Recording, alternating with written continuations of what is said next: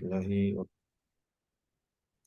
Alhamdulillah, nahmaduhu wa nasta'inuhu wa nastaghfiruh wa na'udzu billahi min syururi anfusina wa min sayyiati a'malina.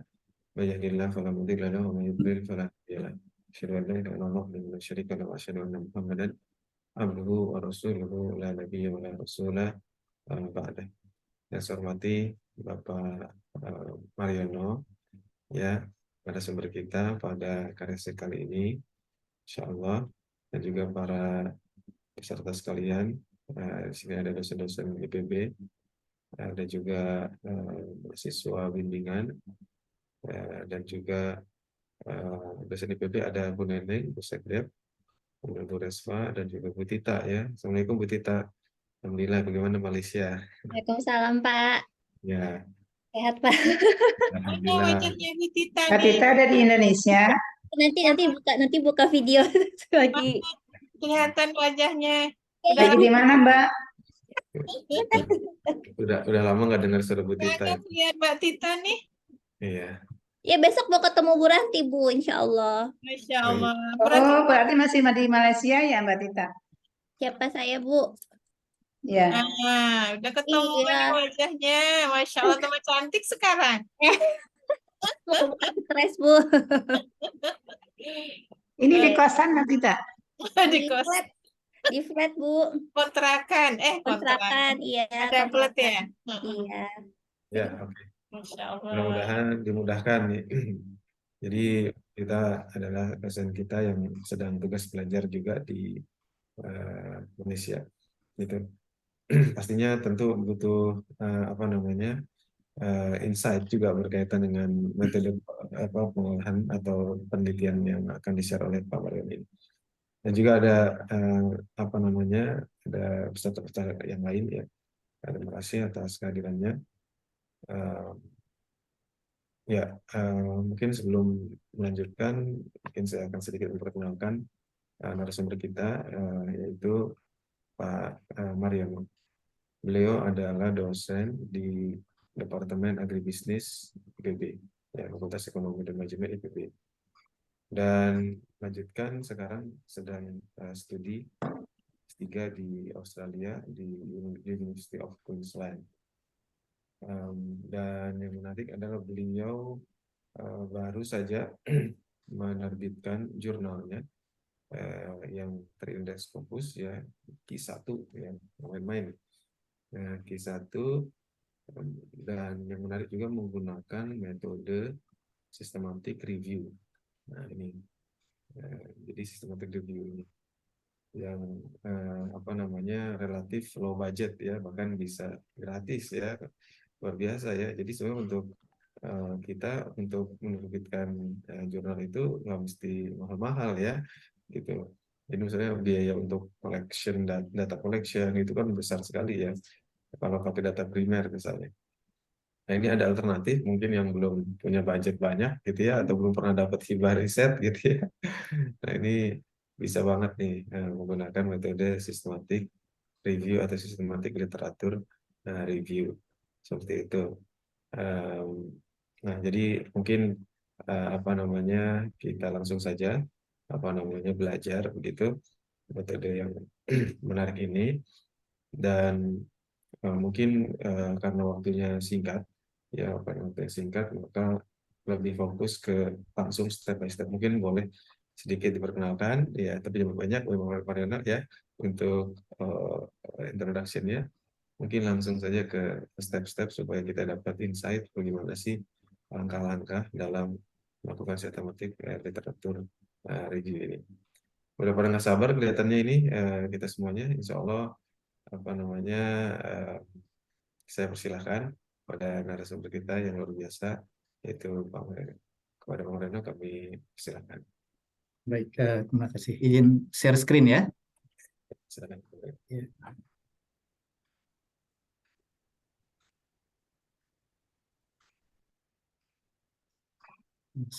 Bismillahirrahmanirrahim. Assalamualaikum warahmatullahi wabarakatuh. Terima kasih Pak Ketua Departemen Ekonomi Syariah, Pak Dr. Khalifah, dan berserta jajaran Bapak Ibu dosen, ya, serta ada mahasiswa juga di sini. Terima kasih atas kesempatan yang sudah diberikan. Jadi saya akan sharing sedikit pengalaman tentang menyusun paper systematic literature review yang alhamdulillah kemarin sudah publish di Q1. Ini sepertinya sih memang kehendak Allah untuk bisa publish di sana ya, dan alhamdulillah juga dapat reviewer yang baik gitu, karena review komentarnya hanya satu gitu kan, hanya satu komentar. Jadi ya, alhamdulillah karena kan reviewer beda-beda ya. Jadi doa juga menentukan sepertinya dalam publikasi. Eh, Baik Bapak Ibu sekalian, pada sesi kali ini saya akan membawakan tema. Ini temanya apa namanya? Clickbait ya, Pak Dr. Khalifah. Ya, Mudah-mudahan bukan clickbait ya. tapi real ini insya Allah. Ya, insya Allah ya. Systematic review untuk optimasi kelimpahan informasi ya. Riset berbiaya 0 rupiah. Sebenarnya kalau disertai dengan minum teh, goreng pisang, jadi nggak 0 rupiah ini, Pak. Tapi minimal biayanya. Kalau itu nggak penelitian juga tetap dimakan dan diminum. Tetap bayar. Ya baik.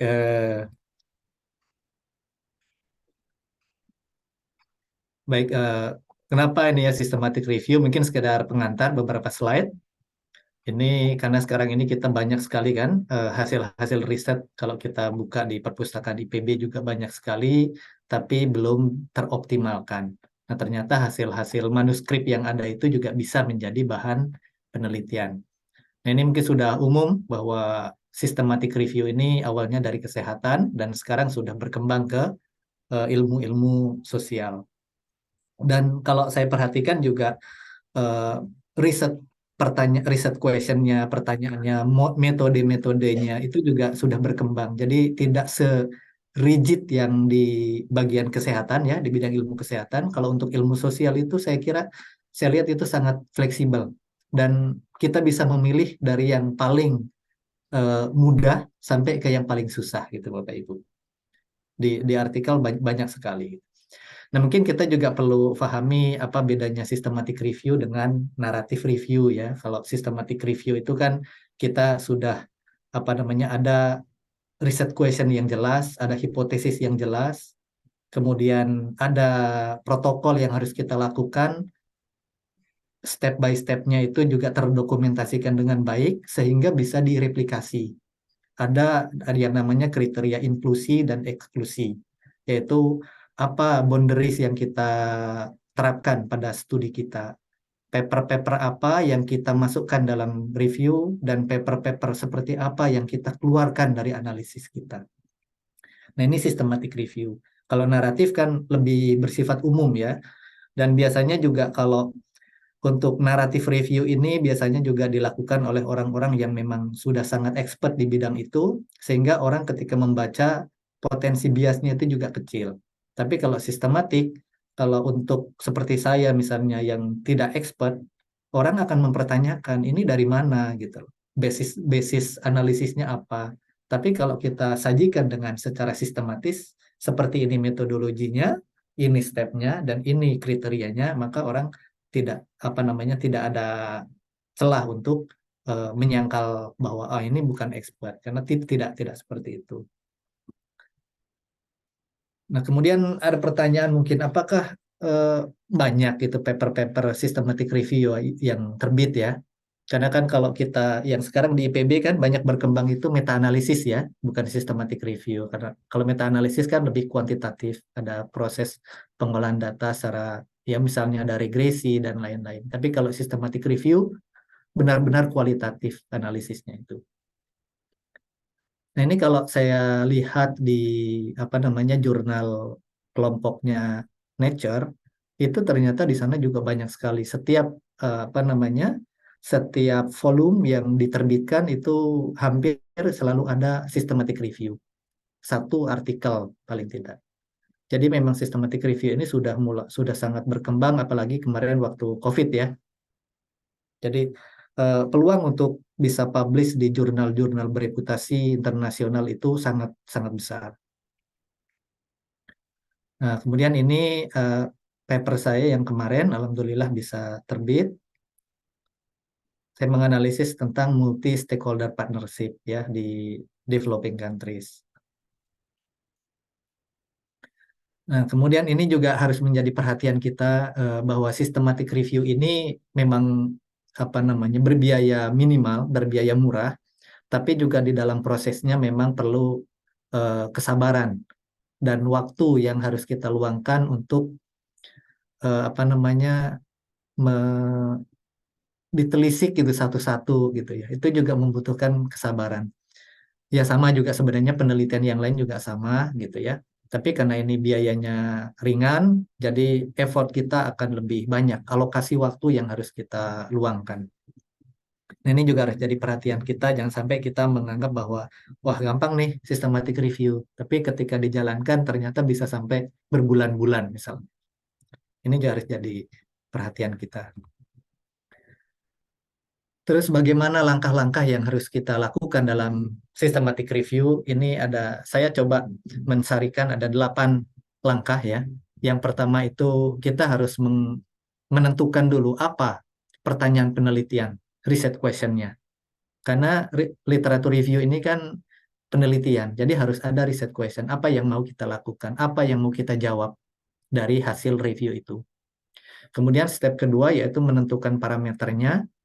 Misalnya database mana yang akan tempat kita mencari artikel itu, kemudian batasan apa yang diterapkan, misalnya jenis publikasi, apakah kita hanya akan melibatkan peer review artikel, misalnya artikel yang sudah publis di jurnal-jurnal, ataukah kita juga akan melibatkan bentuk-bentuk artikel lain yang disebut dengan grey literatur. Literatur abu-abu, misalnya literatur-literatur yang tidak ada di dalam jurnal, misalnya tesis, gitu kan. Kemudian laporan, report, itu kan tidak ada. Apakah kita akan melibatkan artikel-artikel seperti itu atau tidak? Kemudian rentang waktunya juga kita harus tentukan batasan waktu dari 10 tahun terakhir, 20 tahun terakhir, ataukah tidak ada rentang waktu.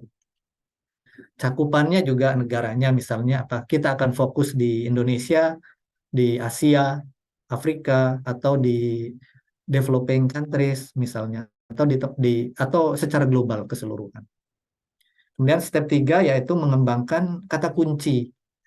Karena kita akan sangat berbasis dengan mencari artikel-artikel, menggali artikel yang ada di dalam database. Jadi mengembangkan kata kunci pencarian itu sangat utama. Kemudian langkah keempat, setelah kita mengembangkan kata kunci, kita mencari literatur sekomprehensif mungkin. Artinya semua literatur yang relevan sebisa mungkin kita dapatkan. Kalau tidak ada, misalnya di jurnal ada judulnya tapi ternyata full text-nya tidak ada, kita email ke penulis, bisa nggak dikirimkan, misal. Kemudian recording ya, pencatatan tanggal kapan kita mengambil artikel-artikel itu dari database tertentu, kemudian apa keyword yang kita lakukan, keyword yang kita masukkan, itu juga harus dicatat. Karena nanti ketika kita publish, ada reviewer-reviewer yang juga meminta mana dokumentasinya. Misalnya ini artikel ini kapan terakhir diambil. Kemudian yang keenam yaitu menentukan protokol inklusi dan eksklusi, yaitu menentukan batasan artikel-artikel apa yang akan kita sertakan dalam analisis dan kriteria apa yang akan menjadikan artikel itu dikeluarkan dari analisis. Inclusion sama exclusion kriteria. Kemudian langkah ketujuh, ekstraksi data, nanti dalam Excel, kemudian analisis dan sintesis, setelah itu publish ya, mudah-mudahan ya. Kemudian yang tahap pertama ini yang harus kita lakukan yaitu menemukan ide penelitian. Nah, ide penelitian ini dapat kita lakukan sebenarnya kan kita sudah mendalami dunia keilmuan masing-masing ya. Jadi kita sudah tahu sebenarnya apa nih topik yang menarik untuk dijadikan systematic review. Nah, kita lakukan namanya scooping search, jadi cari di database tentang topik-topik tertentu itu. Kita lihat apakah sudah ada atau belum. Jadi ketika kita melihat di dalam database tertentu, kita pastikan bahwa belum ada orang lain yang melakukan systematic review mengenai ide tersebut, ya kan? Karena kalau sudah ada, berarti kita harus memodifikasi. Kita nggak bisa melakukan systematic review, melakukan hal yang sama. Jadi hanya mengulangi itu tidak bisa. Tapi bisa kita memodifikasi. Misalnya, waktu saya melakukan review, review artikel yang publish itu, di tengah jalan ketika saya sudah review, ternyata ada orang yang publish dengan topik yang sama persis dengan saya, gitu. Nah, tapi alhamdulillah orang itu reviewnya hanya di Afrika. Nah, sedangkan saya di developing countries, jadi masih berbeda, jadi masih oke. Tapi kalau Bapak Ibu menemukan artikel yang baru dipublish di tengah jalan, nah itu kita harus siap-siap untuk memodifikasi. Apakah itu merubah negaranya, skopnya, atau analisanya. Nah, itu juga. Itu dari awal kita harus melihat, dan kita harus updating terus. Kita harus pantau di database-database itu, ada nggak artikel ini baru publish, artikel systematic review yang sama baru publish, ya. Kemudian dengan scoping search ini, kita juga akan melihat bahwa banyak nggak sih literatur yang ingin kita gali. Banyak tidak. Kalau tidak, mungkin ini kurang menarik. Tapi kalau terlalu banyak, juga kita perlu hati-hati. Mungkin kita terlalu luas. Harus lebih spesifik lagi. Kemudian juga setelah melakukan scoping, itu ya, kita melihat di literatur, kita juga nanti akan menemukan kata-kata kunci yang ternyata orang itu menggunakan istilah yang berbeda. Misalnya di penelitian saya tentang multi-stakeholder. Ternyata setelah saya browsing gitu kan, ternyata orang menggunakan keyword yang berbeda, bukan multi-stakeholder partnership misalnya, tapi ada istilah lain, innovation platform. Ketika saya baca, ternyata innovation platform itu juga membahas hal yang sama. Oh, berarti saya harus menyertakan kata kunci innovation platform di dalam pencarian. Nah, itu juga akan sangat membantu nanti mencari istilah-istilah yang lain yang dipakai orang untuk merefer ke istilah yang kita inginkan awalnya. Nah, ini di mana kita bisa melakukan scoping search, itu bisa misalnya di Campbell Collaboration. Ini website-website yang menyertakan systematic review maupun meta-analisis. Ada Prospero, kemudian bisa juga kita lakukan pengecekan di database-database tertentu yang ada di IPB. Misalnya di Scopus. Web of Science sepertinya IPB tidak berlangganan. Jadi Scopus itu ada, kemudian Science Direct juga ada, ProQuest itu ada. Nanti Bapak Ibu silahkan dicek dulu sebelum memulai membuat kata kunci dan lain sebagainya. Ketika ada ide, cek dulu sudah ada apa belum. Jangan sampai kita mengulangi apa yang sudah orang lain lakukan. Nah, kemudian setelah kita memastikan bahwa ide kita ini belum ada orang yang meneliti, ya kita harus mulai menyusun pertanyaan penelitian. Tadi kan baru ide besarnya kan.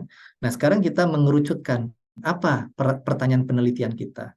Karena dari pertanyaan penelitian ini, dari research question ini juga akan menentukan kriteria-kriteria apa yang akan kita lakukan berikutnya, kriteria-kriteria apa yang akan menjadi batasan-batasan dari review kita.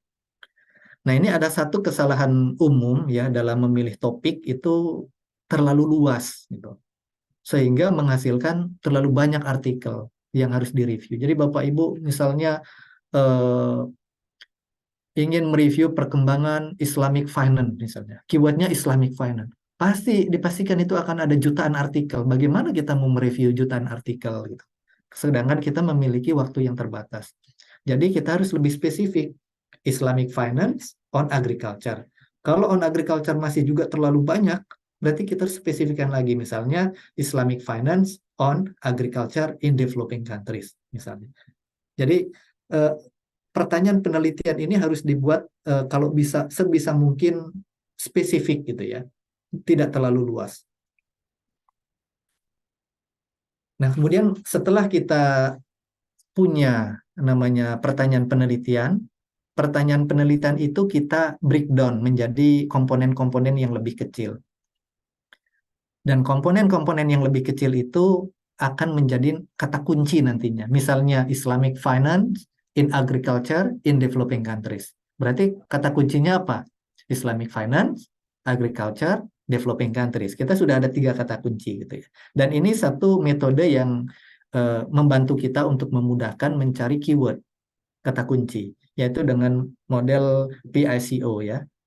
Nah, population, intervention, comparison, outcome. Dan ini khususnya untuk mengkaji atau mereview suatu intervensi atau policy atau ada ada program misalnya ya.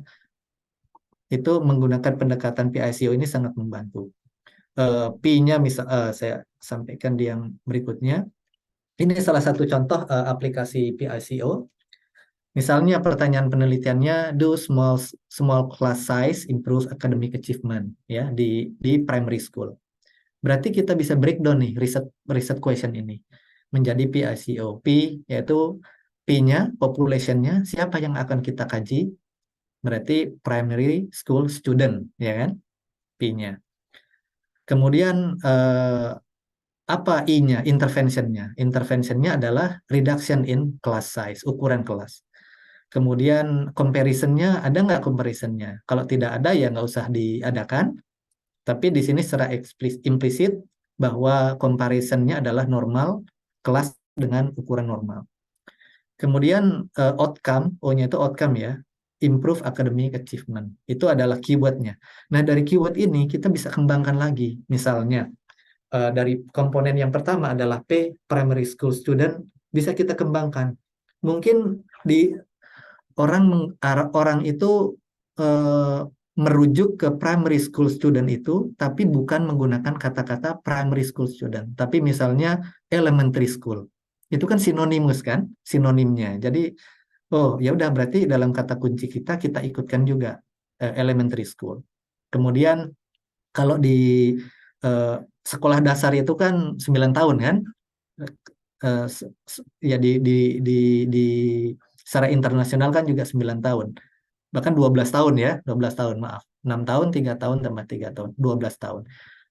Nah, primary school itu kan ada yang elementary school, ada yang middle school, ada yang high school. Nah, itu juga bisa masuk menjadi komponen kata kunci. Jadi kita kembangkan. Kalau kita hanya menggunakan kata kunci primary school student, mungkin hanya artikel yang kita dapatkan sedikit. Tapi ketika kita tambahkan dengan kata kunci yang lain, tapi ini merujuk ke hal yang sama, keempat kata kunci ini dimasukkan ke dalam database, maka kita akan mendapatkan jumlah artikel yang jauh lebih banyak. Sama halnya dengan ini, reduction in class size. Apa kata kuncinya? Berarti ukuran kelas kecil, crowding, student-teacher ratio misalnya. Ini semua hal ini akan merujuk kepada reduction in class size. Nah, ini Bapak Ibu juga nanti harus cermat melihat apa ya sinonim atau kata-kata yang orang-orang gunakan untuk merujuk ke kata yang kita maksudkan. Misalnya di outcome-nya juga academic achievement apa misalnya learning, development, ability, outcome ya. Ini misalnya contoh yang saya lakukan riset question-nya itu what is the impact dari multi-stakeholder partnership on farmers in developing countries. Keyword yang saya gunakan, saya hanya merujuk pada satu farmers, kemudian yang kedua MSP. MSP itu multi-stakeholder partnership. Nah, kalau kita mencari artikel yang menggunakan keyword farmers, mungkin hanya terbatas, tidak akan terlalu banyak. Tapi kita bisa menyertakan keyword lain yang senada dengan farmers. Apa misalnya? Grower, smallholder, peasant, ya kan? Producer, atau agriculture bahkan. Agriculture mungkin di paper lain dia tidak menyebutkan agriculture, tapi spesifik misalnya crops. Ya udah crops dimasukkan. Ada paper lain menyebutkan tidak spesifik crops, tidak menyebutkan spesifik agriculture, tapi livestock misalnya. Kita masukkan juga livestock sebagai kata kunci. Itu contohnya. Kemudian apa intervention-nya? Intervention-nya adalah adanya MSP, multi-stakeholder partnership. Di artikel-artikel yang sudah ada, apa kata-kata yang merujuk kepada MSP? Misalnya saya temukan ada partnership, ada public private, ada platform. Dan kata-kata misalnya platform ini juga saya dapatkan setelah saya mencari menggunakan keyword multi-stakeholder misalnya, ternyata ada literatur-literatur yang menggunakan kata-kata yang lain seperti platform, tapi artinya sama. Jadi saya libatkan kata keyword tersebut. Nah, ini contohnya, contoh konkretnya adalah seperti ini. Jadi misalnya nih komponen yang pertama kan agriculture atau farmer. Saya masukkan agri, aquaculture, crops, dairy, farm, fish, flori, dan lain sebagainya yang merujuk kepada agriculture dan farmers. Nah, mungkin Bapak Ibu ada pertanyaan ya. Kalau ada pertanyaan bisa langsung ya, Pak Khalifah. Siap, Eh, siap. ya. Kemudian mungkin Bapak Ibu bisa melihat ini ada apa ini bintang ini? Kok ada bintang gitu ya? Ini ada bintang, ada bintang. Nah, ada bintang ini kita mengantisipasi misalnya agri, orang menyebutnya dengan agriculture. Orang lain menyebutnya lagi agricultural, ya kan? Beda kan? Agriculture dengan agricultural, beda. Bagaimana saya mendapatkan dua kata kunci tapi hanya dengan menggunakan satu kata kunci? Saya menggunakan kata agri diberikan tanda bintang di sininya. Jadi semua artikel yang menggunakan ada kata-kata agrinya dia akan akan kita dapatkan gitu loh. Misalnya artikel yang menggunakan kata agriculture atau artikel yang menggunakan kata agricultural itu akan kita dapatkan. Aquaculture juga sama. Crops, misalnya ada yang crop, ada yang crops pakai S, ya kan? Jadi untuk memperluas jangkauan pencarian itu kita gunakan tanda bintang di sini. Misalnya nih ya farm. Farm bisa di paper mungkin mengatakan dia hanya farm, tapi paper lain menyebutnya farmer, kan beda, ya kan? Makanya pakai kata kunci farm dengan bintang. Ini adalah sinonim-sinonim yang merujuk kepada agriculture dan farmers. Kemudian yang kedua, keyword kedua, sinonim-sinonim yang merujuk kepada kata-kata multi-stakeholder. Nah, Bapak Ibu di sini kalau diperhatikan multi-stakeholder ada tanda apa namanya? Tanda strip ya. Nah, dash ya. Ada strip. Ini tidak ada kata strip multi-stakeholder digabung, tapi ada multi-stakeholder dengan tanda strip. Itu juga berbeda di artikel. Jadi saya masukkan dua-duanya. Ini innovate platform. Nah, innovate berarti innovation ya, atau innovational atau dan lain-lain. Nah, kemudian Bapak Ibu bisa melihat juga di sini apa lagi ya? Nah, saya menggunakan dua kata kunci utama, agriculture dan multi-stakeholder. Kemudian saya gabungkan dua kata kunci itu menggunakan namanya N. Namanya boolean nih, namanya N ya. Nanti bisa dipraktekkan gitu ya. N. N itu untuk menggabungkan. Jadi ada N, ada OR, ya kan? Kalau ini Bapak Ibu lihat di yang pertama ini ada agree, OR, OR. Berarti artikel yang menggunakan kita akan menarik artikel yang menggunakan kata agri atau menggunakan kata aquaculture atau menggunakan kata crops atau menggunakan kata ini dan seterusnya, ya kan? Nah, kalau Mas kita Yono, punten, ya baik, mau tanya. silakan. Kalau yang tanda petik bintang petik di atas itu artinya dia satu kata itu nggak boleh dipisah ya? Oh ya, kalau yang tanda petik misalnya mana nih smallholder Yang misalnya. multi stakeholder ini ya? Oh iya ya. Heeh. Ini saya salah ketik nih ya soalnya. Ini ada tanda petik, ini artinya dua kata. Jadi kita meminta dari database itu keluarkan artikel yang terdapat dua kata ini gitu.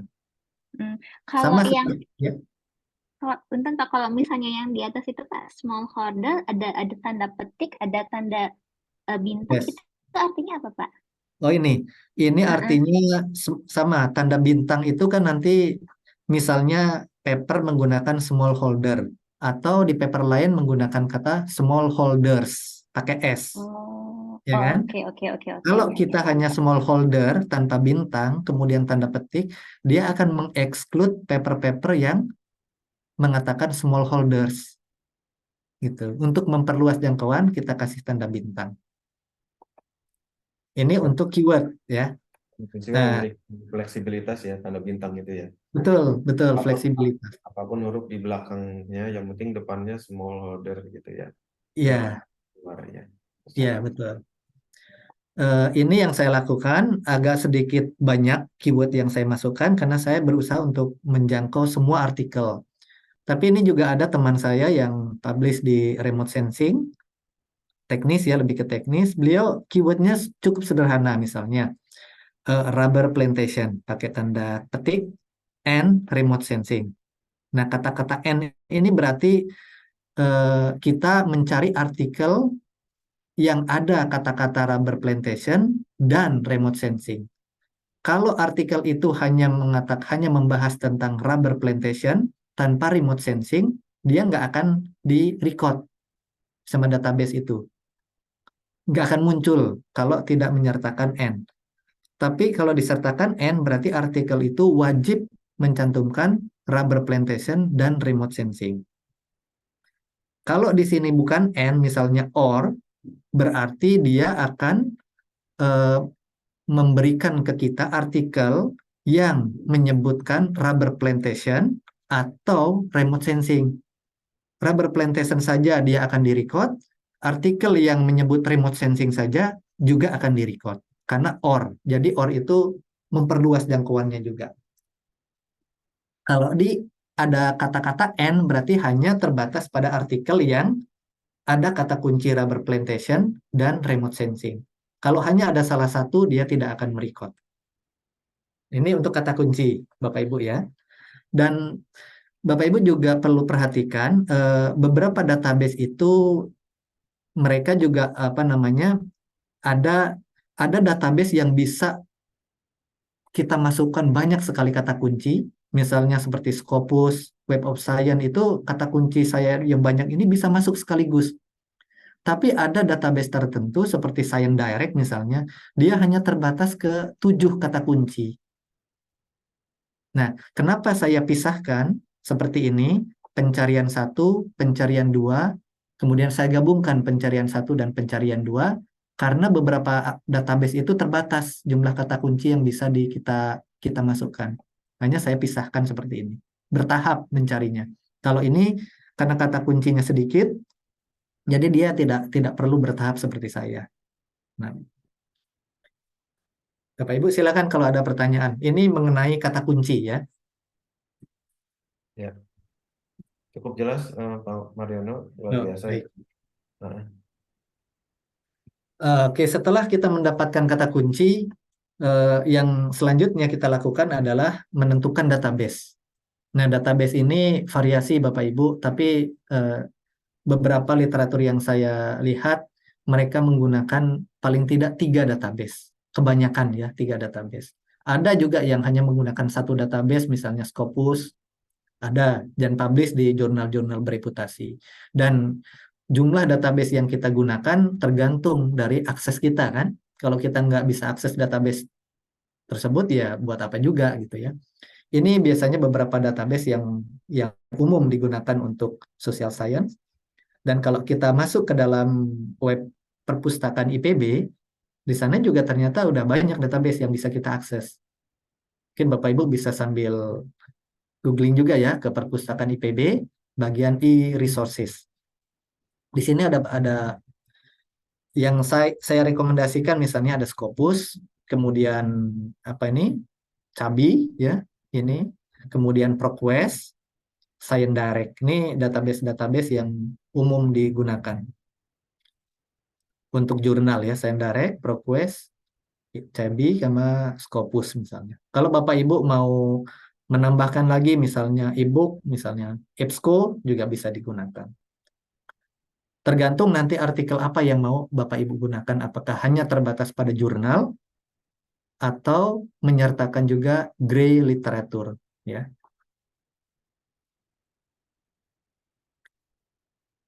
Nah, ini ya yang saya maksudkan gray literatur, karena beberapa bidang ilmu tertentu mungkin kalau kita hanya merujuk kepada jurnal itu sedikit artikel yang ada di sana, maka kita perlu mencantumkan gray literatur. Seperti kasus yang saya lakukan, ketika saya melihat hanya di jurnal juga ternyata terbatas.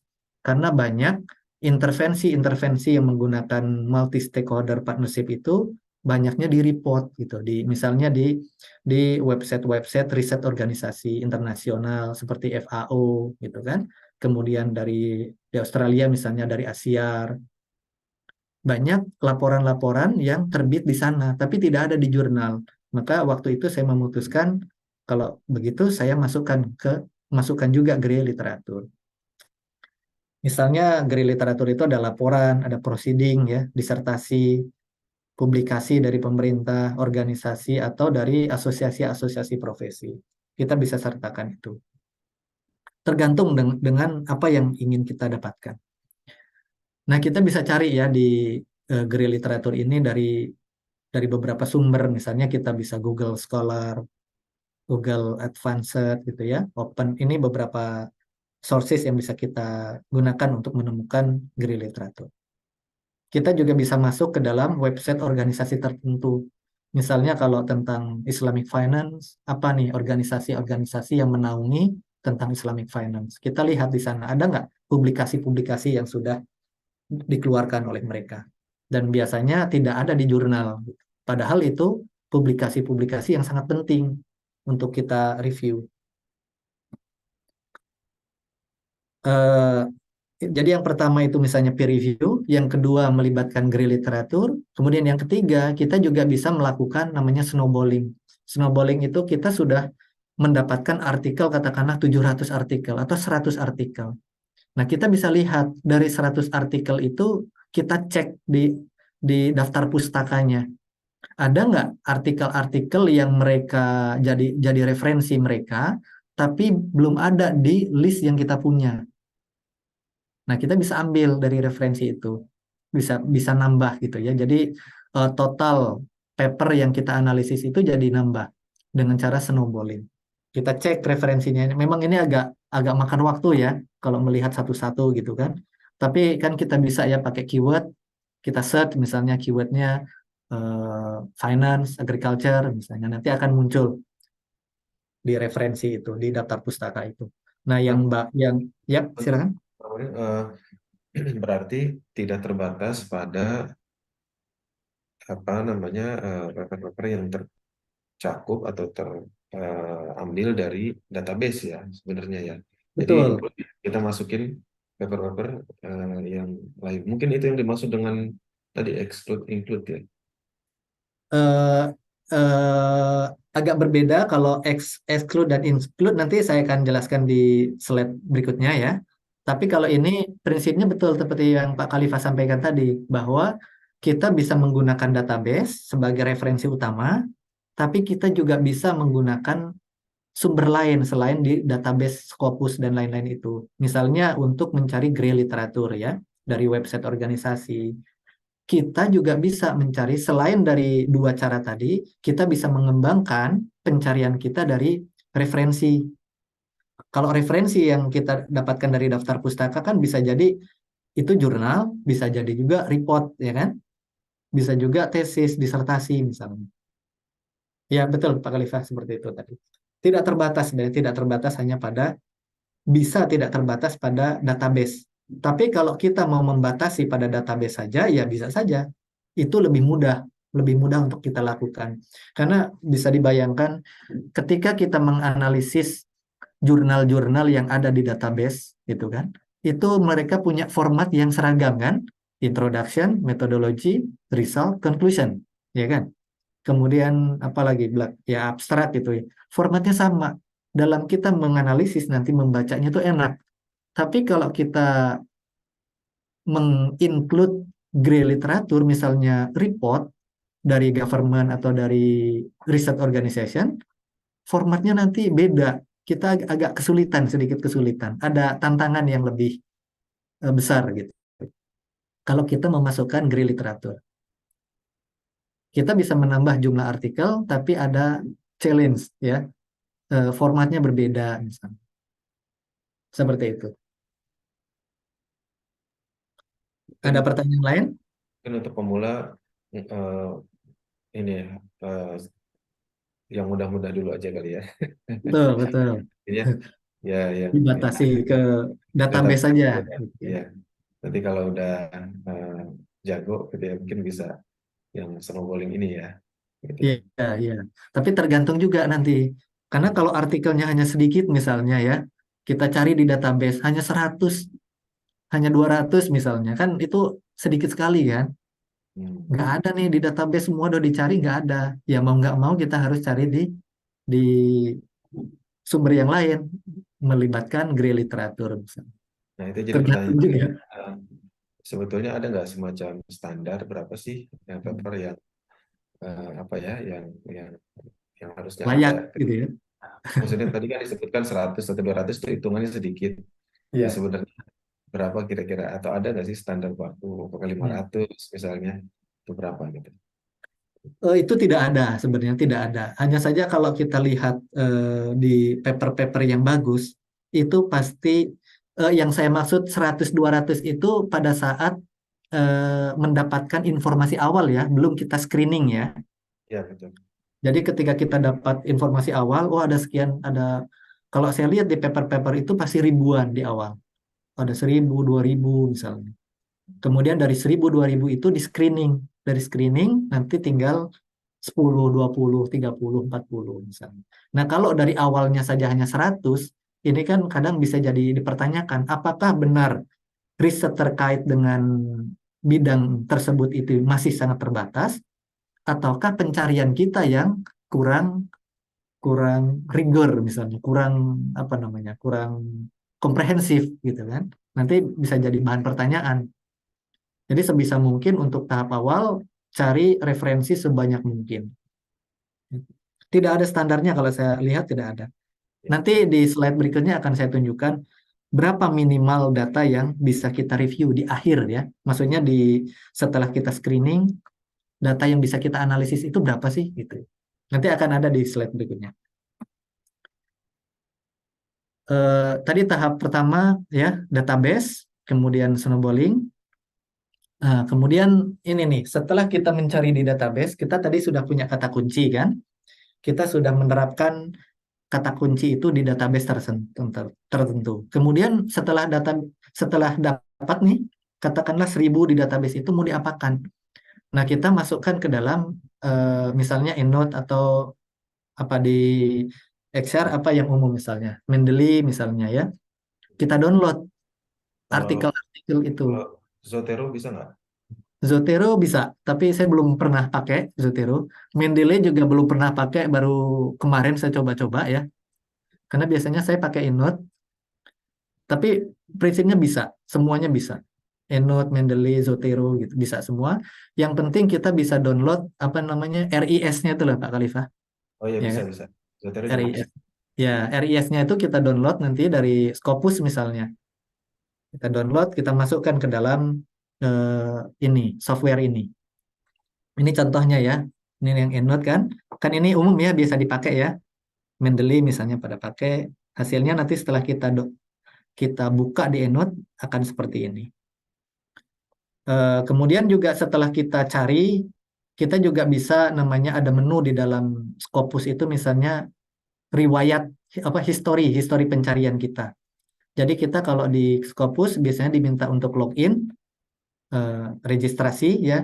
Nanti kalau kita kembali, kita mereview nih hari ini dengan keyword ini, ada 300 artikel misalnya. Kemudian kita tutup, besok mau kita buka lagi, kita nggak perlu apa memasukkan keyword yang sama, kita klik, cari lagi itu nggak perlu. Tapi kita cukup buka historinya.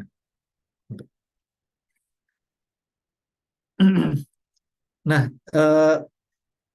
langkah berikutnya, atau mau dicoba dulu Pak Khalifah, yang tadi itu, Boleh, boleh. Boleh. yang Nanti ini. seru kalau kita ini ya, kita langsung. Coba Bapak Ibu, coba aja sekarang buka di apa namanya, di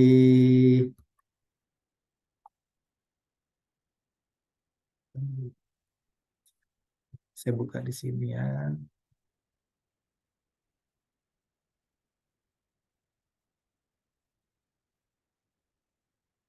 Sebentar.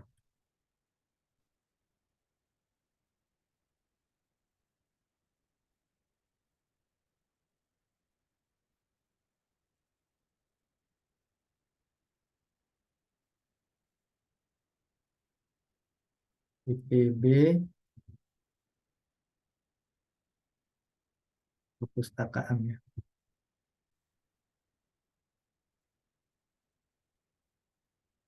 Kelihatan screen saya?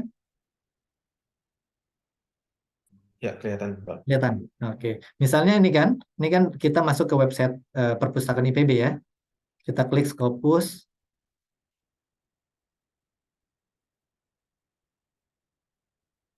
Tidak lama nih, Pak. Ini diminta kata kunci.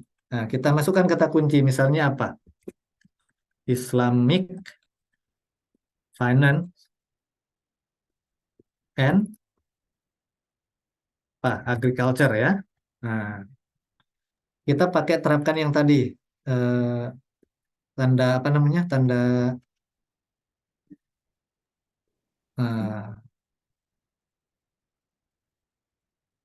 ini kemudian agriculture. Agriculture-nya kita kasih tanda bintang ya. Islamic Finance and Agriculture. Kita lihat ya. Nah, kita mencarinya di apa nih? Kata-kata ini adanya di mana? Apakah di title, abstract, dan keyword? Ataukah di title-nya saja, di judulnya saja? Kalau kita pilih title saja misalnya, coba kita cek ya. Berapa hasil yang kita dapatkan? Berapa Bapak Ibu? 5 dokumen ya. Gitu ya. Nah, sekarang kalau kita rubah, nggak hanya di title deh, tapi ada di abstract dan keyword. Nah, kita coba. Ada 31, ya kan? Jadi bertambah. Ini tadi saya uji coba pakai N ya. Sekarang kalau pakai OR, kita mau melihat apa bedanya N sama OR. Ya. Nah, kan? Kalau kita pakai OR, 900.000 dokumen. Banyak ya. Ya. Atau ini mau kita tetap pakai N, ya. N-nya saya kasih tanda kurung juga bisa. Agriculture, or apa? Farm misalnya ya. Ya. Nah, coba nih, lebih banyak atau enggak nih? Tadi ada 31 kan, kalau nggak salah. Naik dikit 35. Nah, 35, naik sedikit. Oh, kurang nih, Islamic Finance. Tambah lagi apa yang mirip-mirip dengan Islamic Finance apa ya kira-kira ya gitu. Misalnya Syariah Finance misalnya ya. Ya, boleh. Mungkin nggak usah pakai H kali ya.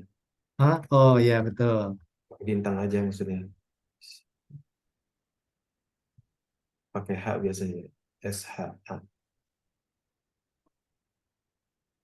Ini ya. Nah, Syariah Finance, Islamic Finance, ini biasanya suka minta tanda kurung. Artinya dia satu grup ya. Iya, ini grup. satu grup. Ini satu grup. Ya. Coba kita lihat. Oh, enggak nambah. Memang kurang lazim sih kalau Memang enggak lazim. pakai syariah. Ya, ini contoh saja ya. Ya. Kita juga bisa pakai ini nih. N-nya di sini.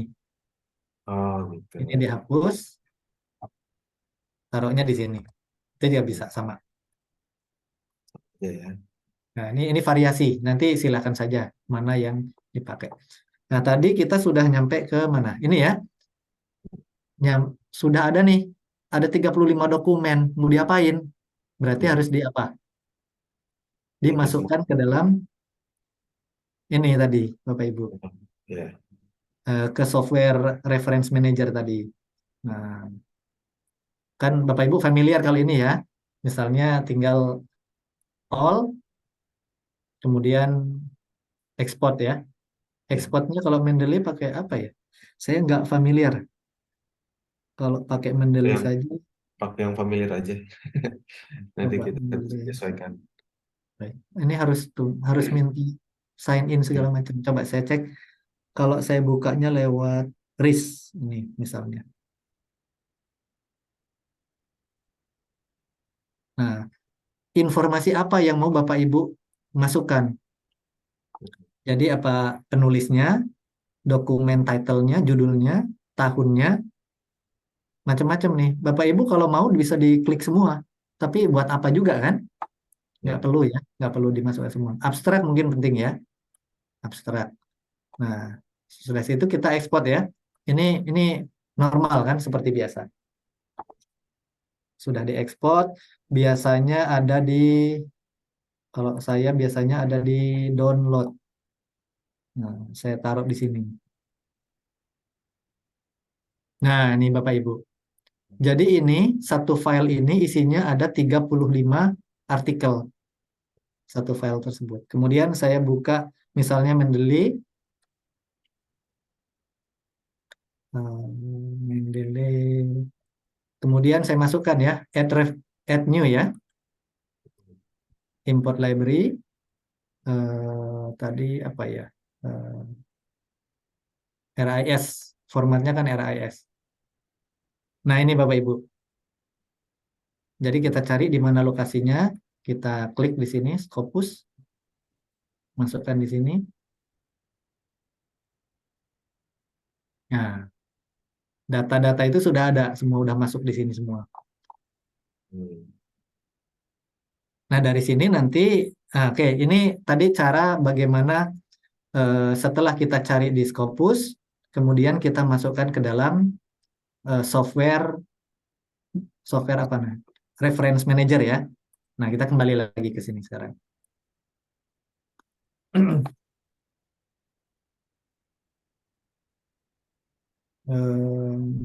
Oh ya tadi ini ada menyimpan ya, menyimpan, maaf, saya ulangi lagi. Nah kalau kita di Scopus, ini kan saya udah login nih, udah sign in. Biasanya ada notifikasi, coba saya cek. Nah nih, kalau bisa diaktifkan save search-nya ini.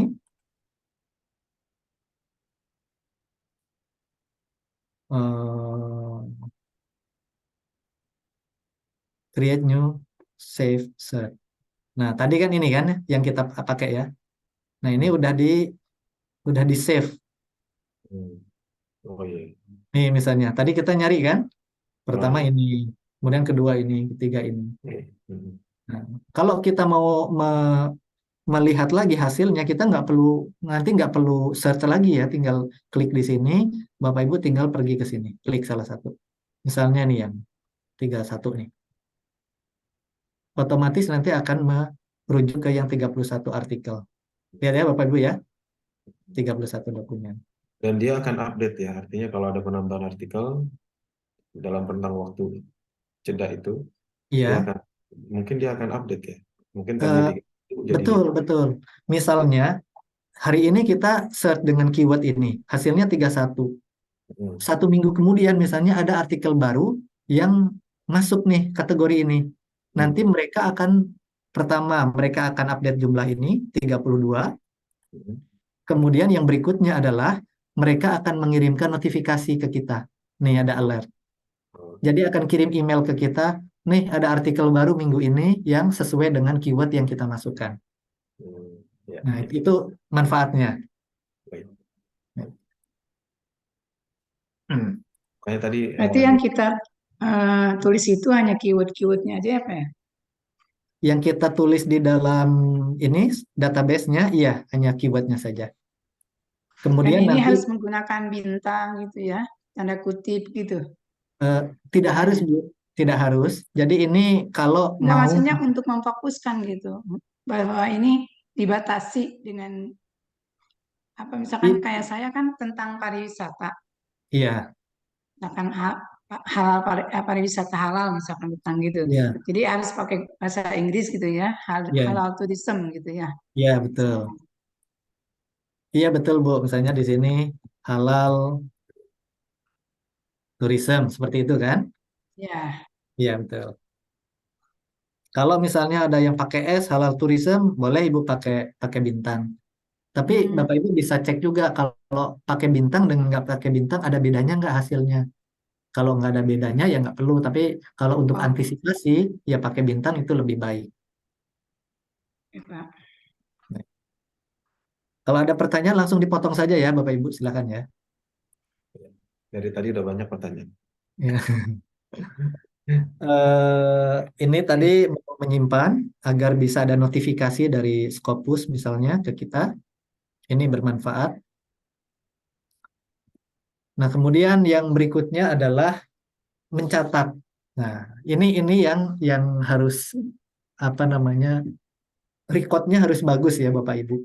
Misalnya nih, oh kita hari ini nih tanggal sekian di Scopus, saya hanya dari tahun sekian sampai ke tahun sekian misalnya, hari ini pencariannya ada 325 artikel dengan keyword ini gitu ya. Ini didokumentasikan Bapak Ibu, disimpan.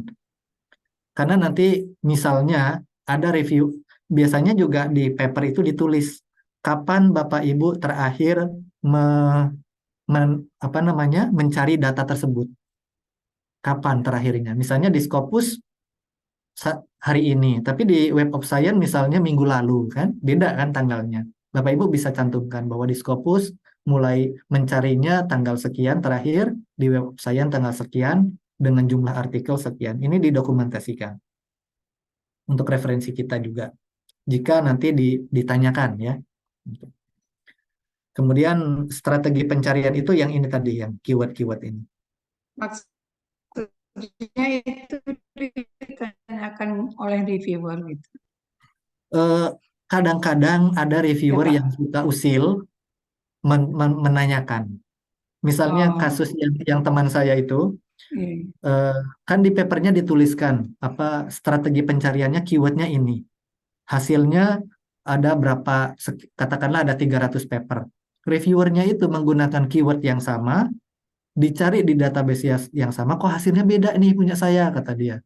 Reviewernya gitu, kirim apa Oh, di hasil reviewnya, kenapa hasilnya beda. Kita punya justifikasi kan, oh saya iya. menggunakan ini dengan ada limitasi yang saya gunakan ini, gitu. Hasilnya sekian pada hari itu. Kalau hari ini nyarinya beda lagi gitu Oh, kan.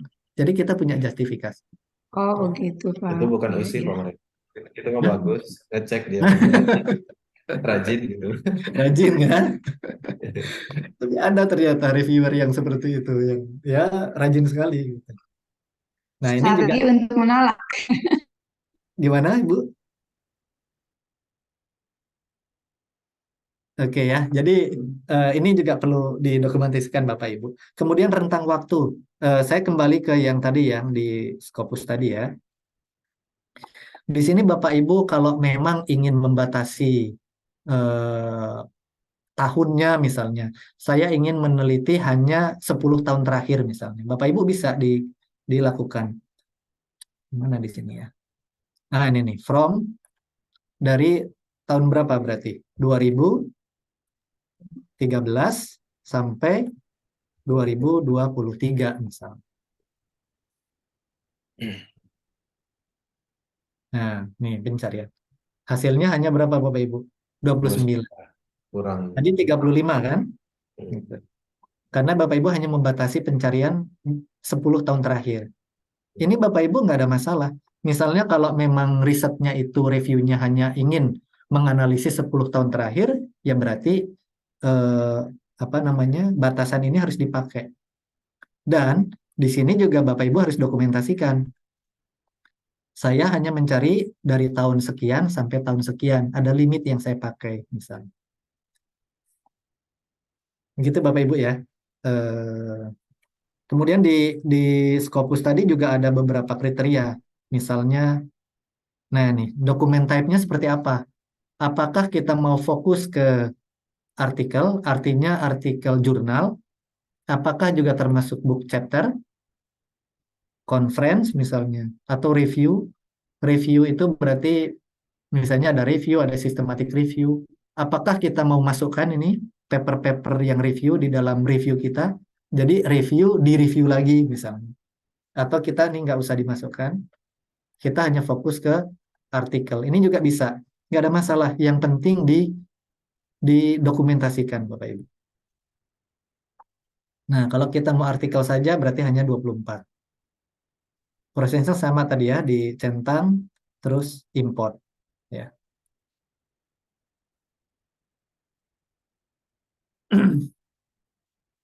Nah, kemudian, kalau Bapak Ibu mencari di tempat yang lain, bukan di database, ini juga bisa.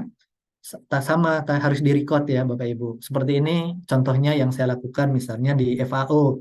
Websitenya adalah di sini, tanggalnya kapan, kemudian ada spesifik atau tidak resource-nya. Saya copy linknya di sini, kemudian keyword yang saya gunakan apa. Misalnya saya gunakan value chain, ada sekian result, value chain collaboration, 0 result misalnya. Saya didokumentasikan seperti ini. Karena kalau kita cari di website-website FAO gitu kan nggak bisa kayak yang tadi. Pakai and, pakai or, pakai tanda bintang, itu nggak bisa dia. Jadi hanya frase saja, misalnya value chain saja, value chain collaboration saja gitu. Tapi nggak apa-apa, ini didokumentasikan. Hasilnya nggak akan sekomprehensif kalau kita mencari di database. Tapi setidaknya kita bisa menemukan artikel-artikel yang cukup relevan gitu.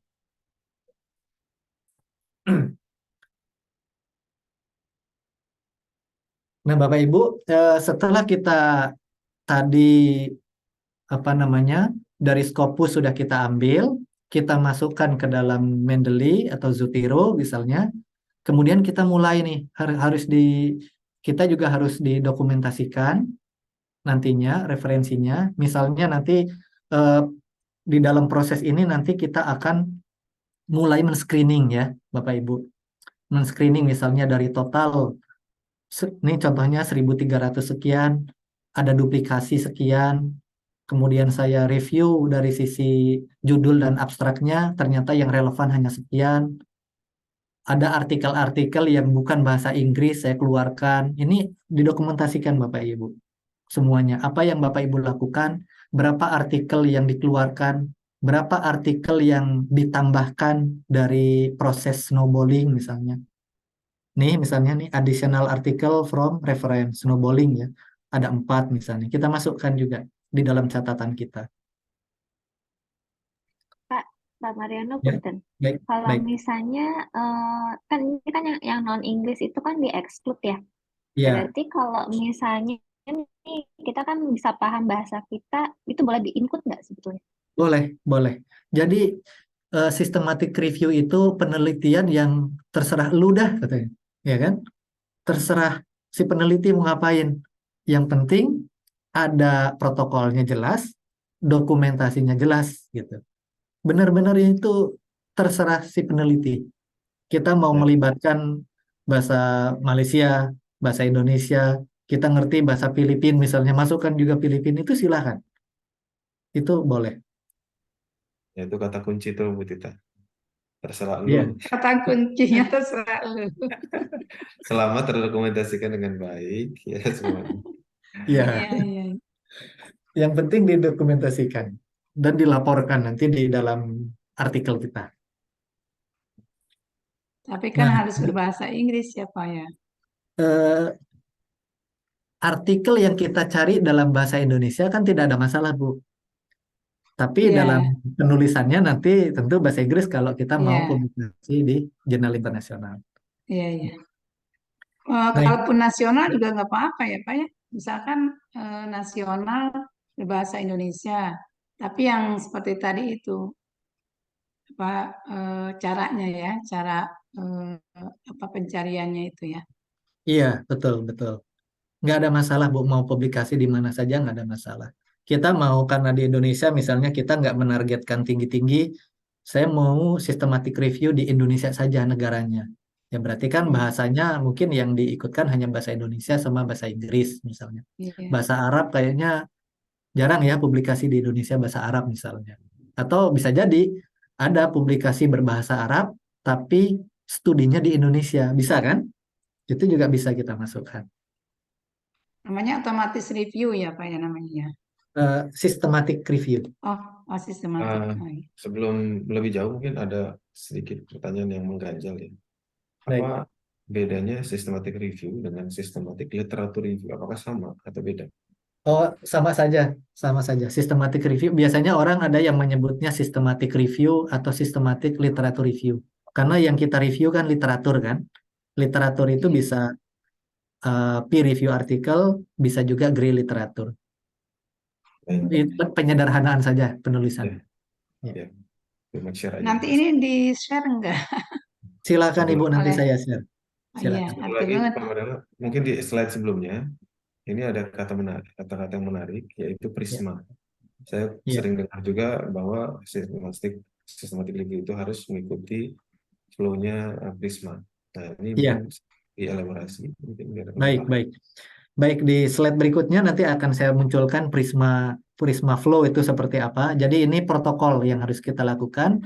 Eh, Nah, data ini nih yang di sebelah kanan ini sangat bermanfaat nanti untuk mengisi kotak-kotak yang ada di Prisma. Misalnya jumlah artikel yang kita dapatkan dari Scopus pertama kali ada berapa? 1377. Kemudian dari total itu ada yang duplikasi, ada yang sama. Kita buang nih yang duplikasi. Totalnya berapa? Ada 209 yang duplikasi. Berarti sisa artikel yang ada berapa? Dari total dikurangi duplikasi. Nih, saya belum cek nih benar apa enggak ya. Ada 1168 misalnya. Ini yang akan kita screening dalam tahap berikutnya. Dari screening ini misalnya kita cek lagi, oh ada yang non-English, ada yang ini, ada yang ini. Nah, dokumentasi ini nanti kita tampilkan dalam format Prisma namanya. Nah, kita akan sampai ke sana ya. Mungkin sebelum itu, sebelum menayangkan yang Prisma, saya akan menyampaikan dulu tentang inclusion dan exclusion. Kriteria atau batasan yang kita tentukan untuk review kita. Karena kalau kita melakukan review tanpa batasan, hasilnya juga nggak akan jelas gitu. Ini mereview apa gitu. Dan jumlah artikelnya juga tidak akan ada batasnya nanti. Semua artikel bisa masuk. Nggak relevan ujung-ujungnya. Jadi kita harus gunakan batasan. Misalnya ini contoh batasan-batasan yang diterapkan di dalam artikel. Misalnya di sini inclusion. Inclusion itu apa? Inclusion itu kriteria dari dokumen, dari artikel yang akan kita ikut sertakan di dalam analisis. Misalnya nih, dokumen tersebut harus membahas dan fokus tentang collaborative action dari multi-stakeholder di agriculture development. Nah, kita akan mengeksklud artikel yang menyebutkan kata-kata multi-stakeholder tapi tidak dalam pembahasannya misalnya. Atau yang terlibat di dalam multi-stakeholder partnership itu hanya 2 anggota misalnya. Dari pemerintah, kemudian dari universitas. Hanya 2 orang. Nah, saya nggak mau deh mengambil artikel itu. Kita bisa menerapkan ini, exclusion. Berarti artikel yang seperti ini, ya artikel yang masuk kategori exclusion, ini harus kita keluarkan. Misalnya lagi di bawah nih ya, kriteria dari inclusion itu ditulis dalam bahasa Inggris.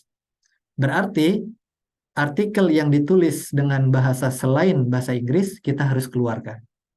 Nah, ini kriteria yang kita tetapkan di awal untuk menyaring, screening dari artikel yang akan kita bahas nantinya. Nah, ini yang contoh yang lain misalnya di sini ada study publish dari 1990 sampai 2019 di bahasanya bahasa Inggris dan bahasa Perancis. Ya. Nah, berarti exclusion-nya studi yang tidak di dalam bahasa Inggris dan bahasa Perancis harus dikeluarkan, dan studi yang terbit sebelum tahun 1990 juga harus dikeluarkan. Jadi ini kriteria yang kita tetapkan di awal. Penelitian kita ini batasannya apa? Kriteria inklusinya apa? Kriteria eksklusinya seperti apa? Nah, Bapak Ibu ada pertanyaan terkait inclusion dan exclusion? Silakan. Ya, Pak Punten. Tadi kan kalau sampelnya kan Bapak ngefilter ya Pak ya, sampai 300 berapa paper gitu. Nah, Iya. itu tuh dalam tahapan filter itu apa cuma masih dalam kita membaca abstrak atau sudah full paper ya? Nanti dalam memfilter itu ada tahapannya. Misalnya tahapan pertama kita akan memfilter tahun. Oh, saya nggak mau mengambil studi yang tahunnya di bawah tahun 2000 misalnya. Itu filter pertama. Filter kedua, saya nggak mau melibatkan artikel yang bentuknya proceeding. ya kan? Itu bisa kita lakukan di Scopus, yang tadi itu juga bisa. Tapi tetap harus didokumentasikan semuanya. Proses ini tadi Bapak Ibu ya. Nah nanti, Tapi kalau dilihat dari, gimana? Silakan silakan. lanjut aja dulu Pak. Oke. Nggak, tadi pas berarti kan ada beberapa yang udah spesifik tuh Pak kriterianya ya. Ya, Berarti apakah kita masih bisa, maksudnya apakah kita harus lihat full papernya atau cuma sebatas jadi kalau dilihat dari abstrak sih udah cukup gitu. ya. Itu nanti ada tahapannya. Jadi tahap pertama misalnya tadi tahun ya kan. Saya nggak mau melibatkan tahun di bawah tahun 2000. Oke, itu udah selesai semua. Dari total 300 hasil pencarian itu ada 300, saya kurangin nih yang tahun di bawah tahun 2000. Tinggal 200 artikel kan. Itu belum kita baca judul sama sekali. Hanya fokus ke tahunnya saja. Tapi tahap kedua nanti screening ada tahap melihat judul. Kemudian setelah melihat judul, melihat abstrak. Setelah itu lolos, kita lihat full papernya. Jadi ada tahapannya. Gitu. Ini kita Biasanya inklusi dan eksklusi, ada pertanyaan? Kalau tidak ada, kita bisa lanjut. baik lanjut dulu mungkin karena waktunya agak ini. Oh iya, Saya penasaran sekali bagian ini sebenarnya, bagian ketujuh atau langkah ketujuh yaitu ekstraksi data. ekstraksi. Oke, baik. Nah, Nah ini yang barusan ditanyakan oleh Bu Tita ya, proses screening, ya kan? Nah, proses screening bisa ada tahapannya. Kalau kita mau screening tahun dan sebagainya di awal itu bisa, atau kita mau biarkan dulu, atau kita tidak akan screening tahun ya, kita langsung cek duplikasi misalnya. Cek duplikasi itu di mana nih? Cek duplikasi yang pertama, kita bisa masuk ke dalam Mendeley misalnya. Di mana nih cek duplikasi di Mendeley ya? Duplicate misalnya. Nah, Bapak Ibu klik duplicate, ada ternyata. Wah, kok ini ada duplikasi nih? Ada ini sama ini sama, ini sama ini sama. Berarti harus kita hapus. Kok nggak muncul ya? Sebenarnya ada sedikit masalah. Ini nih. Ini kan sama persis Bapak Ibu. Kita buang salah satu. Satu kita buang. Ini kan 3 sama kan? Berarti yang 2 kita buang. Nah, ingat Bapak Ibu, apapun yang kita lakukan, dokumentasikan. Nah, Bapak Ibu ingat di sini? Ini ya, duplication. Berarti tadi ada berapa yang kita hapus? Ada 3 artikel. Ya kan? Berarti ini duplication 3 artikel. Di remove, ya kan? Di sini harus dicatat. Jadi sekarang ini udah nggak ada duplikasi nih. Kita bisa cek lagi duplicate. Udah nggak ada kan? Nah, berarti ini sudah nggak ada duplikasi. Kita bisa lanjut ke tahap selanjutnya.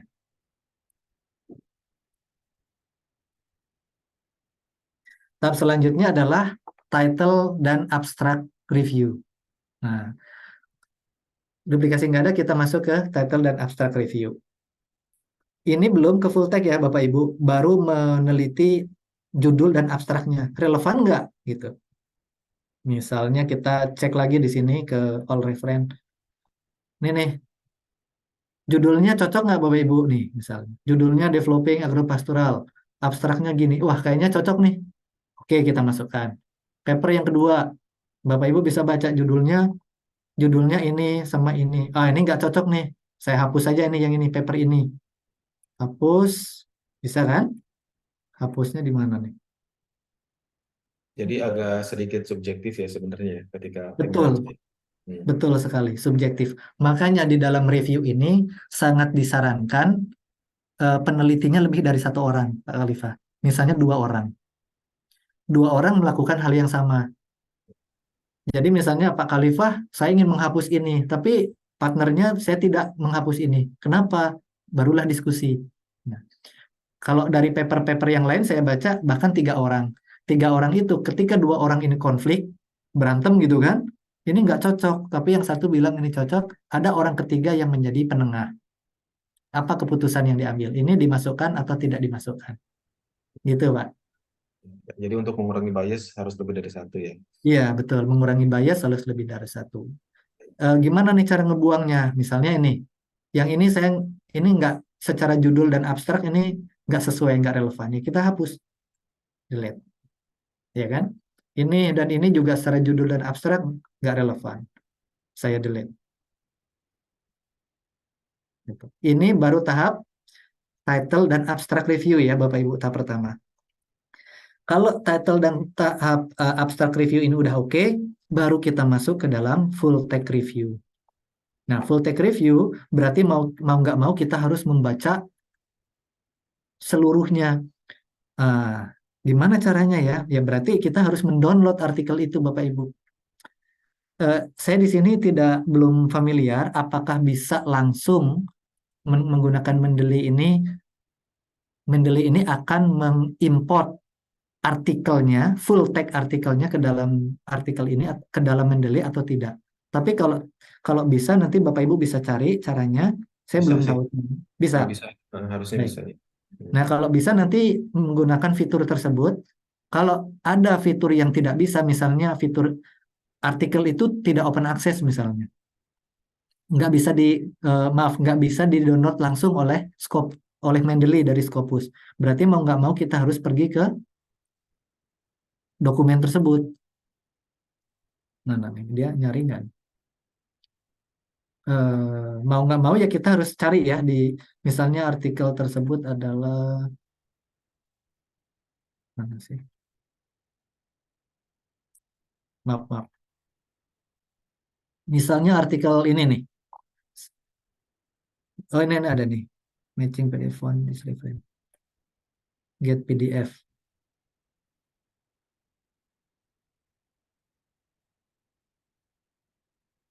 Tapi nggak gerak ya. Oh, uploading nih. Oh, betul Pak Khalifah, ada. Bisa. Nah, Mariono punten mau tanya, Iya. kalau misalnya konteksnya kita tuh kan penelitian S3 gitu. Kalau Iya. misalnya reviewernya itu berarti kalau misalnya dia lebih dari satu, berarti sama supervisornya atau gimana gitu, Pak? Nah, kalau untuk konteks S3 ya mau nggak mau kan kita sendiri kan. Nah, nanti yang menjadi penengahnya ya supervisor. Disampaikan saja di dalam tulisan bahwa ini saya waktu itu dituliskan ya di artikel bahwa supervisor melakukan kayak quality control gitu kan. Tapi supervisor saya nggak mau, malah di-delete itu. Tapi nggak ada masalah juga. Artinya dalam proses itu saya sendiri yang melakukannya gitu. Potensi bias pasti ada gitu ya. Potensi bias pasti ada. Kita nggak bisa lepas dari itu. Subjektivitas itu nggak bisa lepas. Itu buat kita. Kalau PhD ya iya biasanya sendiri ya. Nah terus tadi kan tahap kedua screening untuk yang full text review. Ya mau nggak mau kita harus baca nih satu-satu. Oh ini cocok nih. Kalau cocok ya berarti kita masukkan. Kalau nggak cocok ya berarti kita harus exclude ya. Oke. Ini nggak ada masalah ya, full text review. Kita artinya harus membaca dengan detail Ya. keseluruhan dari artikel tersebut. Dan prinsipnya kan itu semacam konfirmasi ya, bahwa isi dari paper itu memang betul-betul relevan ya kan. Karena kan kalau Iya, baca saja kadang-kadang kurang mantap lah gitu ya. betul. Hasilnya. Bisa jadi judulnya relevan, abstraknya relevan, tapi ketika kita baca isinya nggak cocok nih gitu kan. Misalnya analisis yang mereka pakai beda dengan yang mau kita inginkan, bisa saja. Gitu.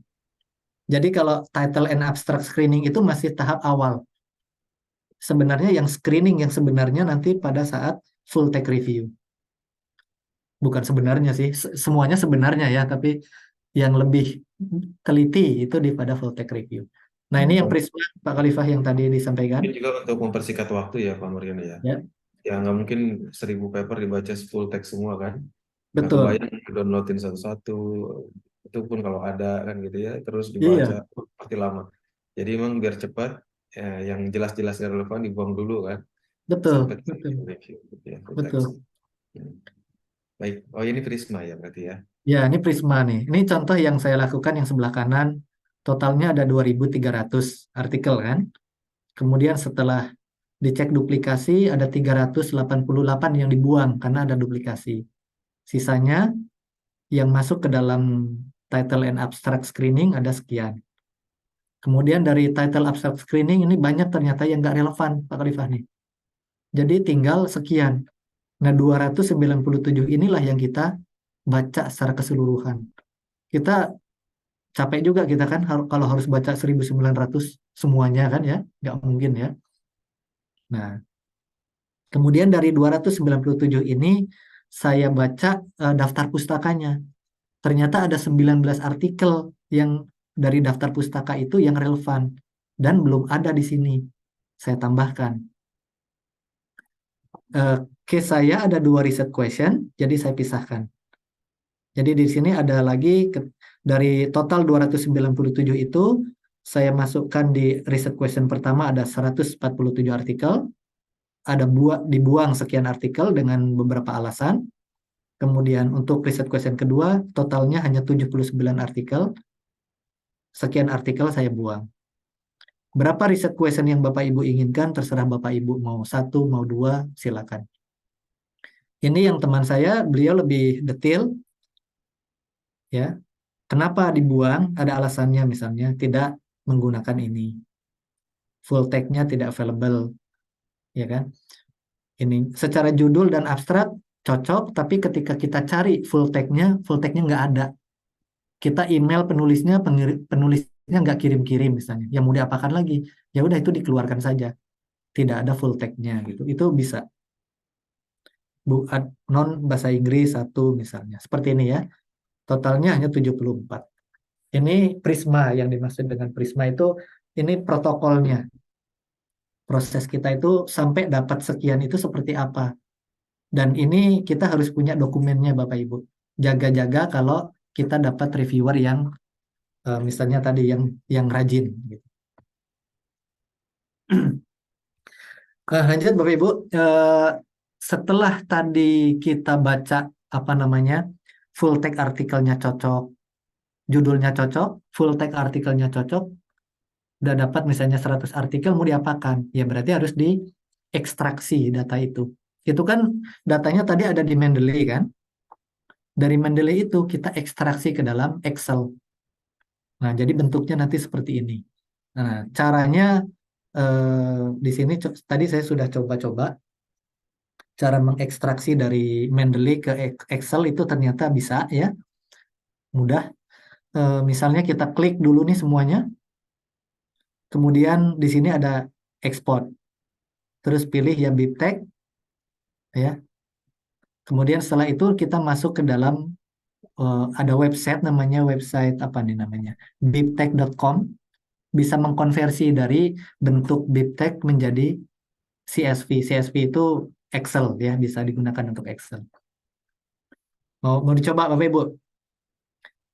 Nah, selanjutnya analisis, tulis, dan publikasi. Selesai. Ya. Tadi ada pertanyaan dari Pak Khalifah. Berapa artikel sih yang sebenarnya bisa kita review minimal? Ini saya surprise sekali. Ini baru kemarin saya dapat artikel ini di Nature. Ini kan kalau artikel terbit di Nature itu kan bukan udah nggak main-main kan? Bapak Ibu kebayang nggak? Coba berapa artikel akhirnya yang dia dapat? 16. Ini saya surprise loh. Hanya 16 artikel dia bisa publish di Nature. Ini luar biasa. Mesti banyak-banyak sampai 50, 60 nggak apa. Belasan aja bisa ya. Iya, jadi nggak usah khawatir harus. Saya dulu gitu kan, wah saya kalau cuma dapat di bawah 9, di bawah 100, nanti apa kata reviewer gitu kan. Tapi ternyata pas baca ini Nature 16. Jadi ya sangat berapapun artikel itu nggak ada masalah sebenarnya. Yang penting terdokumentasikan dengan baik, prosesnya juga jelas, hasilnya berapa artikel yang dibahas nggak ada masalah. 16 artikel bisa publish di Nature. Luar Gitu biasa. Bapak Ibu. Tadi mungkin kita coba ya yang cara apa namanya? Sebentar Pak Mariano, punten, ini saya Iya. penasaran sekali tadi dengan ekstraksi. Iya. Kan udah diekspor ke Excel kan? Iya. Nah itu bagaimana kita mengekstraksinya dari Excel? Bagaimana mengekstraksinya? Oke. Bagaimana Slide-slide-nya tadi kan udah di Excel. Iya. Nah, Ini saya tadi coba mengekstraksi dari Mendeley, hasilnya seperti ini. Atau mau dipraktikkan langsung aja ya. Saya ulangi ya.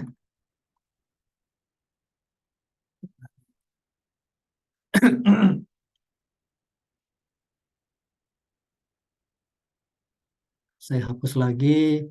Misalnya nih, ini kan semua artikel yang sudah kita screening ya, full text screening, udah cocok semua nih. Ya udah kita ekstraksi sekarang kita ekspor ke dalam Excel. Caranya kita ada centang semua, kita pilih ekspor, bentuknya yang ini ya, yang paling atas. Oke, nah kita simpan di mana? Simpan, saya di download, save, already exist, then to replace it. Oke, replace. Selesai belum ya? Sepertinya sudah. Nah, saya akan buka website yang tadi namanya apa nih? BibTeX to Excel. Saya googling ya, BibTeX to Excel. Ada nggak? Nah, ini nih. Klik di sini, di convert. Berarti kita choose file. Filenya di mana tadi kita simpan? Di file saya simpan di download tadi ya. Nah, di sini namanya export ini. Saya buka. Nah, saya convert. Udah cocok ya, BibTeX ke Excel. Udah cocok. ya. Saya convert. Udah, ini udah keluar ya. Saya buka nih, download Excel-nya. Nah, nih. Nah, ini hasilnya. Jadi Bapak Ibu nggak harus nulis satu-satu ya. Ya. Sebentar, yang ini apa yang ini? Oh, bukan ini ya.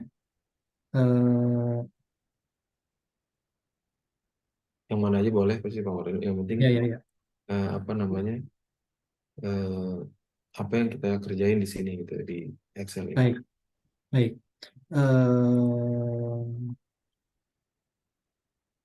Nah, oke. Sekarang gini. Ini kan sudah ada di Excel ya. Ya. Bagaimana cara melakukan apa tadi namanya? Ekstraksi. Ya. Oke, kita baca paper 1. Eksperimen mentally optimized. Kita baca full text review-nya. Nah, di sini Bapak Ibu kita harus menyiapkan apa yang mau kita analisis. Hmm. Ini kan masih sangat data-data yang umum ya. Ini saya buang aja nih. Apa yang mau Bapak Ibu analisis? Misalnya apa? Judulnya apa Pak Khalifah? Ada ide? Nah, mungkin pakai contoh Pak Waril aja. Nah, contoh yang saya misalnya analisis impact dari MSP menjadi saya tunjukkan punya saya aja ya. Kalau Ya, gitu. itu lebih real. Nah, lebih mudah nih. Hmm.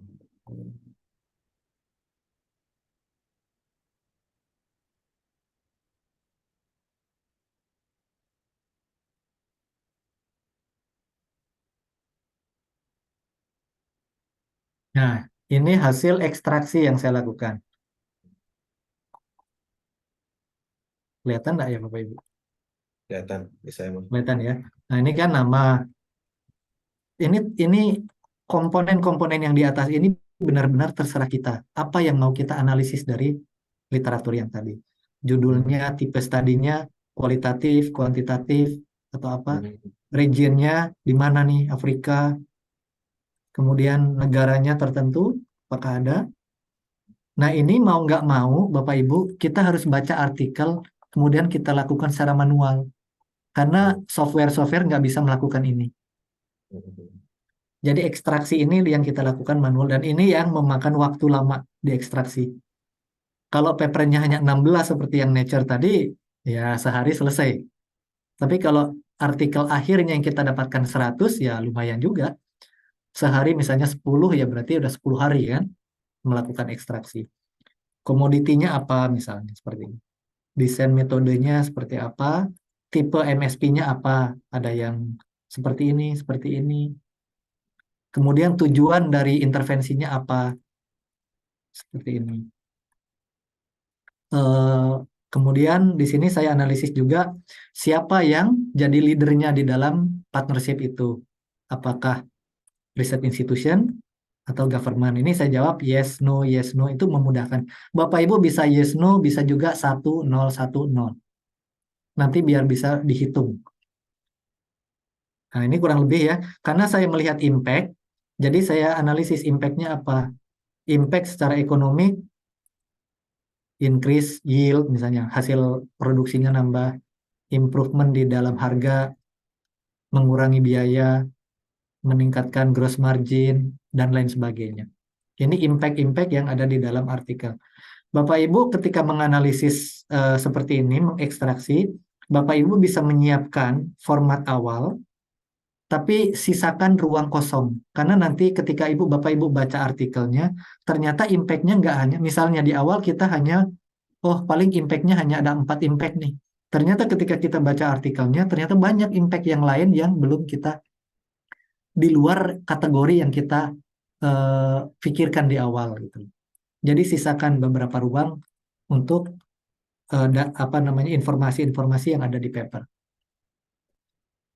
Nah, ini cara mengekstraksinya. Saya pakai yes no. Kemudian di bawah nanti kan bisa hitung, Pak Khalifah. Oh, yang membahas tentang technical impact ada berapa paper gitu ya. Itu Nah, ya, ternyata di intinya sini kan terserah pakai, kita ya. iya, count misalnya, count if, apa, Sebetulnya saya mencari info ini tuh udah lama ya, baru ketemu ya, sekarang. Jadi oh, kenapa saya nggak melakukan systematic review? Karena saya masih belum tahu, maksudnya belum dapat ya ilmu gimana apa yang harus dilakukan saat ekstraksi. Kalau cara yang tadi protokol kayak gitu sih sudah paham gitu ya. ya, Ini ketika sudah sampai data apa tabulasi seperti ini, terus kita mau ngapain?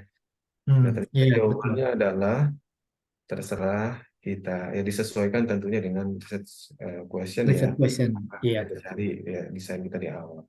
iya, Begitu, saya jadi punya ide ini. Kayaknya kalau begini juga sebenarnya nggak mesti pakai Excel ya. Maksudnya kita bisa pakai software yang lain, misalkan bisa. kayak NVivo misalnya, iya, oh ya, NVivo juga juga ya. bisa. Ya, ya, ya. Oke. Oke, Bang Roy. Jadi ini sangat customized sekali ya, tergantung penelitinya mau ngapain. Iya, betul, betul. Dari sini kan nanti kalau sudah diekstrak bisa dibuat Excel apa namanya grafik-grafik kan? Ya, ya, ya. Bisa. Mungkin bisa dikasih lihat contoh yang di paper Pak Mariono yang Oh ya, mana dari data yang mana jadi kayak gimana gitu, biar lebih tergambar lagi. coba ya.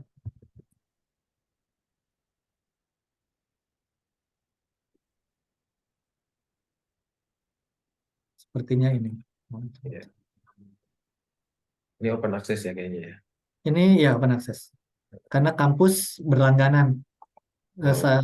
Agricultural system ini ada hybrid kan, ada yang open access, ada yang tidak. Karena kampus langganan open access dibayar sama kampus.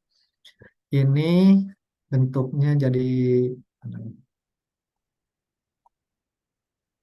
metode ya. Nah, metodenya ini kan normal ya, Pak Khalifah yang tadi dibahas ya.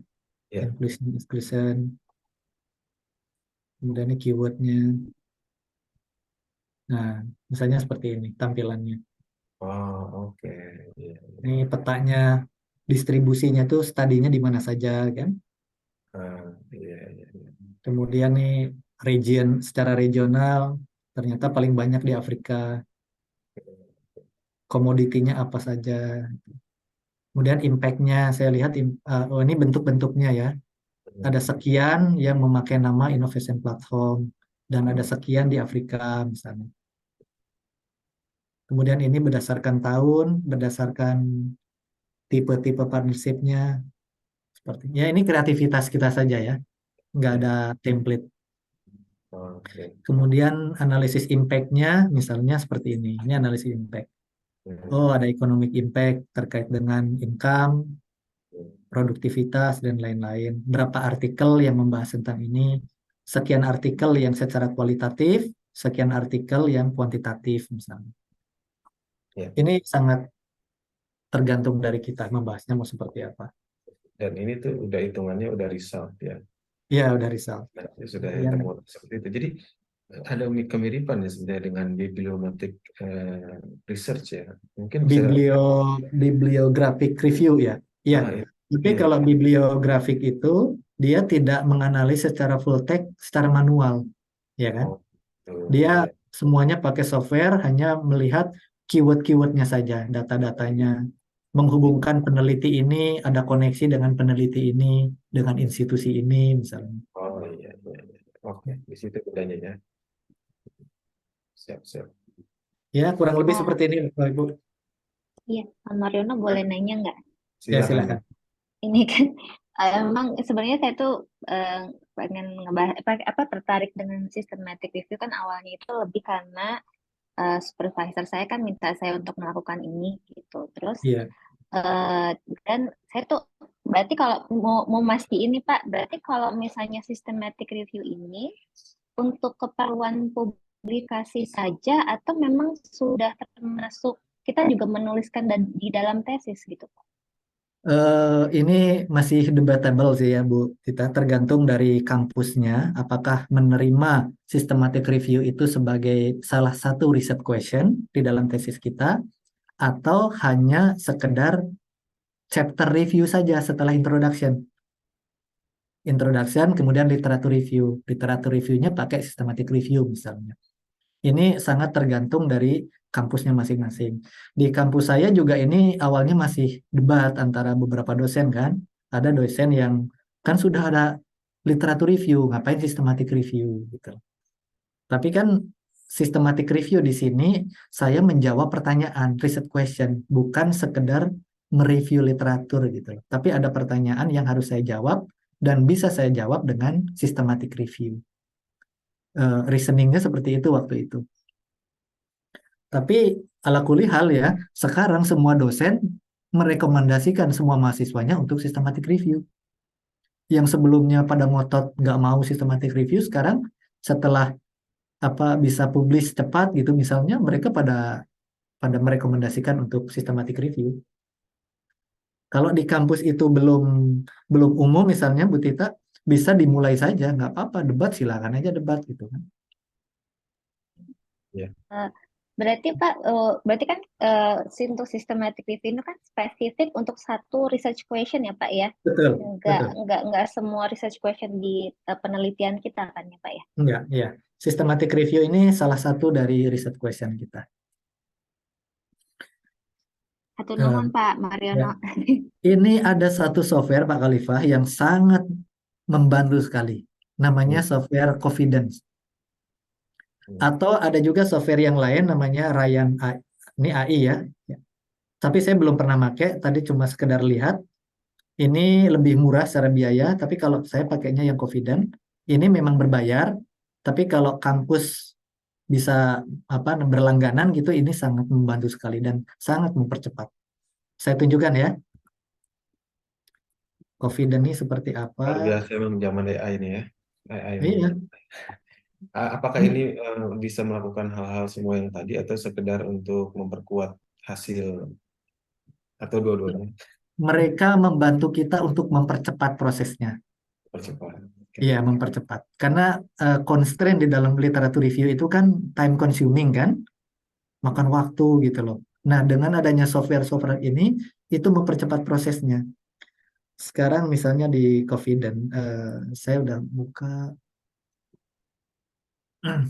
Ini di software Confident ya. Saya ada beberapa literatur nih. Ini yang sekarang misalnya sedang dikerjakan.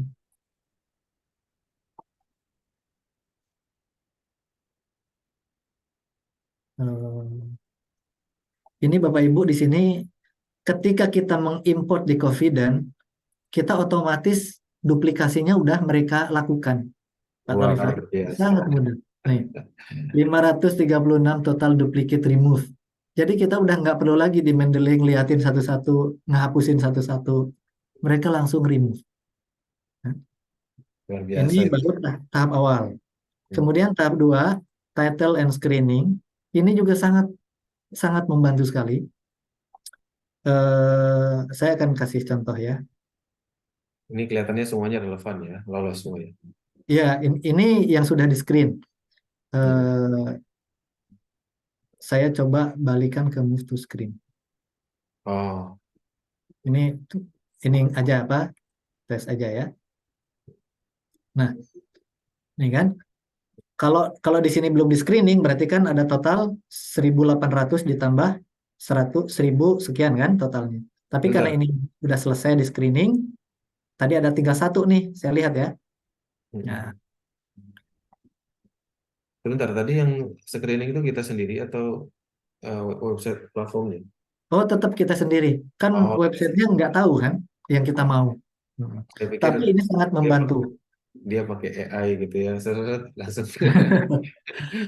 Ada. Saya baca itu artikel mereka pakai apa machine learning misalnya, robot machine learning atau robot apa gitu namanya. Ada yang pakai begitu juga. Oh ya. Tapi Oh, saya tapi belum pengalaman. berarti ini lebih ke apa ya? Menyediakan platformnya untuk memudahkan ya, Iya, gitu ya. betul. Oke, tadi. Misalnya gini nih, ini abstrak kan, asesmen, judulnya misalnya cocok, tapi abstraknya nggak cocok nih, nggak sesuai. Kita tinggal klik apa? No. Ya, ya. Kita klik no, udah habis di bagian tadi habis, udah nggak ada. Ya. Nih, ya kan? Sebentar, Langsung. ini cara baca gimana? Dan uh, oh, you have screen one studies. Artinya satu yang nggak lolos gitu ya. You have screen one studies. Nggak ini ya screen yang tadi saya irrelevant atau apa ya? Nah, eh, Saya ini klik kan no ya tadi ya. ini kan asalnya berapa tadi tuh? 108, waduh saya lupa lagi tadi Ini tuh. 1800 Hmm. 04.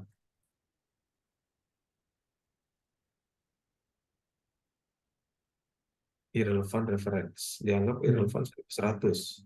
Ini yang irrelevant tadi yang di totalnya yang irrelevant di sini. 1000. Nah, Ya. coba saya cek dulu. Nah, di sini enaknya nanti, tapi kalau full text review-nya tetap Pak Khalifah kita harus baca satu-satu. Tapi Ya. paling tidak akan mempercepat di proses ini, title and abstract screening. Ya. Oh, Ya. gitu. Ya. Dan nanti akan ada ini kemudahan. Kita bisa lihat di prismanya. Nah, Oh, udah ini muncul. ini Udah bisa ada. di screenshot nggak? Ini bukan hanya di screenshot, bisa kita download. Oh, download juga bisa. Udah bikinin tuh Bapak Ibu Udah gambar, dibikinin. nggak usah gambar sendiri. Nah, ini kan yang cara gampangnya kan. Kalau tadi yang cara susah yang pertama. Iya, iya. Nah, ini lebih jelas nih kelihatan tuh dari berapa jadi berapa jadi berapa Ya, kan. dari Intinya dari sekian 2.300-an jadi 140. sumbernya juga sudah jelas nih Pak Khalifah. Dari Oh, Google Scholar ada sekian, Web Science sekian, dari sini sekian. keren. Iya benar nih. Emang dedicated buat systematic review nih. Ya. Nih, di sini udah ada alasannya Pak Khalifah. Kenapa di exclude Oh gitu. not article, wrong intervention, ya kan? Wrong Ya, outcome. iya, iya. Ini Oke. sangat-sangat memudahkan. Mudah kan. Ya. Hmm. Nanti Pak Khalifah bisa iseng-iseng nih buka yang Ryan ini. Karena Oh kalau iya. ini ada berapa gitu per bulannya itu sekitar berapa ya saya lupa lagi. Nanti bisa dicek kalau ada versi gratisnya, tapi maksimal hanya 500 artikel. Oh gitu. Berarti cari yang di bawah 500 ya. Iya, kalau lebih dari 500 kan agak repot. Ya nanti kalau saya masih akses ke sini unlimited bisa. Ayo Iya. kita bikin studi bareng boleh Pak Arifah? Ya siapa? Pak Mariono, punten. Berarti Ya, kalau sudah. kita pakai AI gini tuh tetap dilaporin ketika nulisnya ya, Pak ya? Maksudnya ketika Betul, kita terbit jurnalnya ya? betul. Misalnya saya di sini ya. Nah, nih kan, ini di saya nih. Di jurnal saya cantumkan confidence a systematic screening software was used in the Wah, screening process. iya, iya, iya. Jadi memang harus transparan gitu. Di report aja nggak ada masalah. Dilaporkan apa yang kita gunakan. Tapi kalau confidence ini bukan AI kayaknya ya. Maksudnya dia, Yang bukan, bukan, bukan AI. yang ini confident ini. Iya, iya. Nah, Dia, saya sekarang nggak bisa membedakan batasannya AI sama yang bukan AI. iya sih emang. Iya sih emang. Dia, Sekarang udah makin ngeblur. Hmm. iya, iya. Tapi kalau yang Ryan udah jelas tuh, Ryan.ai. Udah Ya, jelas. itu AI. Mm-mm. Iya, Itu sangat membantu sekali. mm-mm. Oke. Luar biasa Bapak Ibu, mangga kalau ada pertanyaan lagi. Ini kalau mau iseng-iseng baca buku-bukunya nanti dicoba cari ya. Oh iya. Ya. Ya, terima kasih. Mungkin itu Pak Khalifah. Silakan kalau ada pertanyaan, diskusi. Harus ada Oke. target nih Pak Khalifah. Ya, habis ini kita langsung nulis Pak. Nah, itu. Harus list Electronic Finance judulnya for apa gitu kan. Environmental Issues ya, menarik kayaknya.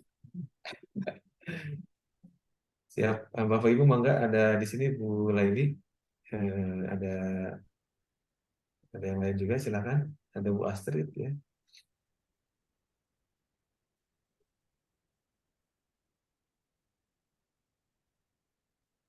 Oke, oke sambil ini saya jadi pengen nanya juga Pak. Mungkin tadi belum juga dijelaskan ya. Mungkin kapan ya sebetulnya kita melakukan penelitian systematic review gitu. Ya, jadi dalam kondisi apa gitu ya? Apakah misalnya tadi kaitan dengan ketersediaan literatur misalnya, ataukah ada faktor-faktor lain yang sebetulnya eh, cocok ya untuk melakukan literatur systematic review ini?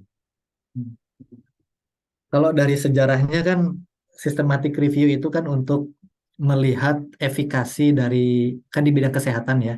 Misalnya ada orang publis pakai obat ini bisa menyembuhkan penyakit ini kan. Kemudian ada orang lagi di sana pakai metode yang sama bisa sembuh juga. Nah kan peneliti itu kan ingin membuktikan apakah benar obat ini itu bisa berlaku secara general, secara umum. Maka dia lakukan systematic review kan untuk mengkonfirm bahwa oh ternyata benar loh dari 300 studi yang melakukan ini hasilnya semuanya sembuh misalnya kan gitu. Itu kan dasarnya kan seperti itu. Ya.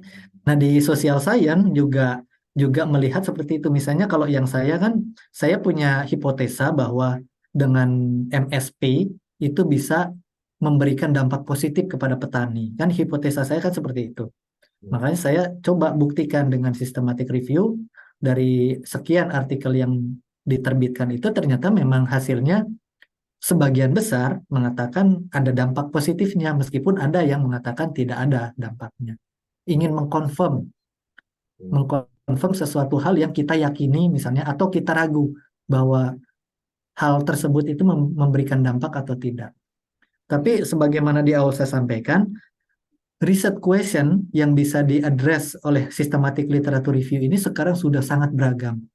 Misalnya ada Bu Yanti di AGB juga Bu Yanti, beliau melakukan systematic review untuk melihat aplikasi dari metodologi sistem thinking misalnya di dalam value chain. Itu aplikasi sistem thinking itu seperti apa? Dia hanya ingin melihat saja aplikasi sistem thinking di dalam value chain itu seperti apa misalnya. Dia lakukan systematic review dan bisa publish juga di jurnal yang sama seperti saya. Oke, oke. Boleh, narasumbernya keluar. Kayaknya baterainya habis deh. Iya, iya. Ya, gimana Bu Tita? Aman untuk disertasinya? Doain aja ya Pak ya. Biasalah namanya juga ini Iya, apa tiga. ya. Kayaknya untuk level skripsi boleh ya kita pakai metode systematic review ya. Boleh banget ya kayaknya ya. Misalnya nggak mesti tetap primer juga gitu. Jadi melakukan systematic review penelitian seperti ini. Gitu. Kalau mau mereka disuruh berkelompok aja Pak, kalau sistem itu agak-agak ini juga ya tadi kalau ngelihat proses filteringnya gitu agak banyak. Kalau misalnya topiknya agak ini. Tapi bisa sih Pak kayaknya. Hmm. Capstone Gimana mungkin Pak, lagi Pak capstone yang riset. capstone riset ya? Ya. Ya, capstone kan basisnya grup ya, kolaborasi bisa juga tuh. Jadi dibuatin sistem review kayak gini. Saya kira bagus ya, karena akan mendorong mahasiswa untuk menggali literatur-literatur yang sudah existing dengan lebih baik gitu. Ya, ketimbang hanya tadi naratif review gitu kan. Yang selama ini kita ini kan ada itu lebih ke naratif review saja gitu. Main masukin keyword yang muncul-muncul ambil gitu ya. Nggak dibatasi kemudian execute kayak tadi. Jadi mungkin ya hasilnya nggak sebagus pakai systematic review itu. Oke, lalu dulu nih mungkin mungkin kita tunggu dulu ya Pak Kita masuk lagi Pak. Arun. Ya, maaf ini tadi lupa nggak ngecas. Iya sudah expected ya tadi soalnya tinggal 40%. Baik Pak Mario, ya tadi kita udah tangkap jadi bahwa yang awalnya untuk kesehatan sebetulnya mirip dengan meta analisis ya. Iya, Kalau meta analisis kan dia pakai statistik lagi kan ya, kuantitatif jadinya kan ya. Nah iya, mungkin bisa betul. jelasin sedikit. Ini kan agak kalau yang saya sudah pelajari itu memang ibarat satu garis gitu ya. Dalam studi literatur yang paling kiri itu adalah traditional review gitu ya, yang seperti dilakukan mahasiswa kita sekarang gitu ya Ya, kan. Terus makin ke kanan itu ada nanti systematic review yang kita pelajari sekarang. Nanti yang paling mentok di kanan itu meta analisis, betul begitu ya? ya, betul, Nah, betul. mungkin bisa dijelaskan sedikit apa bedanya systematic review dan meta analisis Pak. Ya, saya juga belum terlalu mendalami nih ya kalau tentang meta analisis Pak Anuraga yang sangat expert di bidang ini kan. Tapi yang hanya saya tahu bahwa meta analisis ini memang eh, kuantitatifnya itu. Kalau di dalam systematic review itu kuantitatifnya hanya sekedar frekuensinya saja, misalnya jumlahnya berapa, proporsinya berapa, persentasenya berapa. Ya, Tapi kalau udah di meta analisis, dia sudah secara statistik mengkonfirm gitu loh, valid. Misalnya buktinya apa, impact, kalau kita berbicara impactnya itu memang secara statistik udah valid. Dan kendalanya juga kalau di meta analisis itu untuk social science ini ada keterbatasan. Kenapa keterbatasan? Kalau misalnya di studi kesehatan atau di studi yang hard science yang lab, itu kan hasilnya biasanya outputnya sama seragam. Misalnya analisis menggunakan statistik ini, hasilnya sama gitu kan. Maksudnya sama itu bentuk outputnya sama. Nah, sedangkan untuk studi-studi social science seperti kita, ini kan terbatas gitu artikel yang memberikan hasil penelitian dengan format hasil analisis statistiknya itu yang sama seragam, itu terbatas. Itu yang menjadi kesulitan. Kenapa di social science tidak banyak melakukan meta analisis? ya, ya. Karena kan Baik. kalau kita harus melihat ya standar errornya berapa. Ya, Kan ada tuh di kotak, kalau di kotak apa, hasil dan pembahasan itu kan ada kotak hasil statistik ya. Itu kan harus harus sama. makanya saya undang Pak Mariono nih, karena dari social science ya. Ya, Kalau dari yang backgroundnya natural science, mungkin itu cocok nih sama kita. betul betul. Ini luar Mereka biasa lebih sekali. lebih meta Nah, analisis.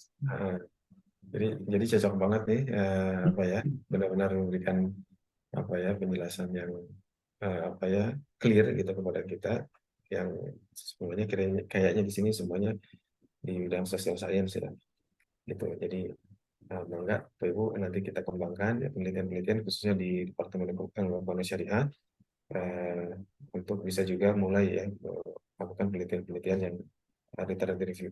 Saya menduga kenapa publishnya besar gitu, karena memang salah satu sebabnya referensi yang digunakan pada systematic review itu adalah juga jurnal-jurnal yang berreputasi kan gitu ya. Gitu. Iya. Jadi karena referensinya bagus, ya juga metodenya bagus dan juga transparan tadi kan ya, berdokumentasikan baik, hasilnya pun tentunya akan bagus.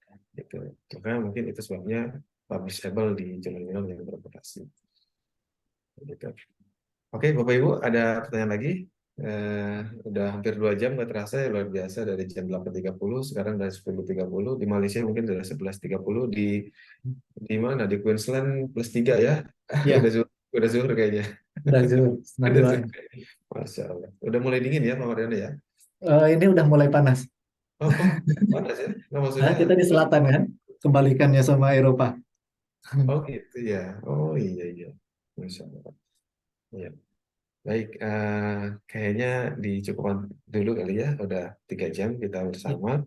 Dan mudah-mudahan Bapak Ibu apa namanya hasil atau output dari atau outcome dari hasil pelatihan kali ini bisa berikan pencerahan, dan yang paling penting bagaimana kita kemudian bisa mengaplikasikan gitu ya, mengaplikasikan langsung ya. Kalau perlu ajak Pak Mariano untuk jadi co-author ya, biar langsung di coaching ya. Ya, Boleh ya Pak sekaligus Mariano? memanfaatkan Confident ini, Pak Khalifah. Kan Oh saya iya, masih akses Confident kan. Nanti ya, dari Confident itu saya bisa invite Pak Khalifah. Pak Khalifah ya. bisa melakukan screening di situ gitu. Oh, mantap, Iya. mantap. Oke. Kalau gitu habis ini saya langsung japrian sama Bang Mariano. Ya. Boleh ya Bang Mariano ya. Silakan, silakan.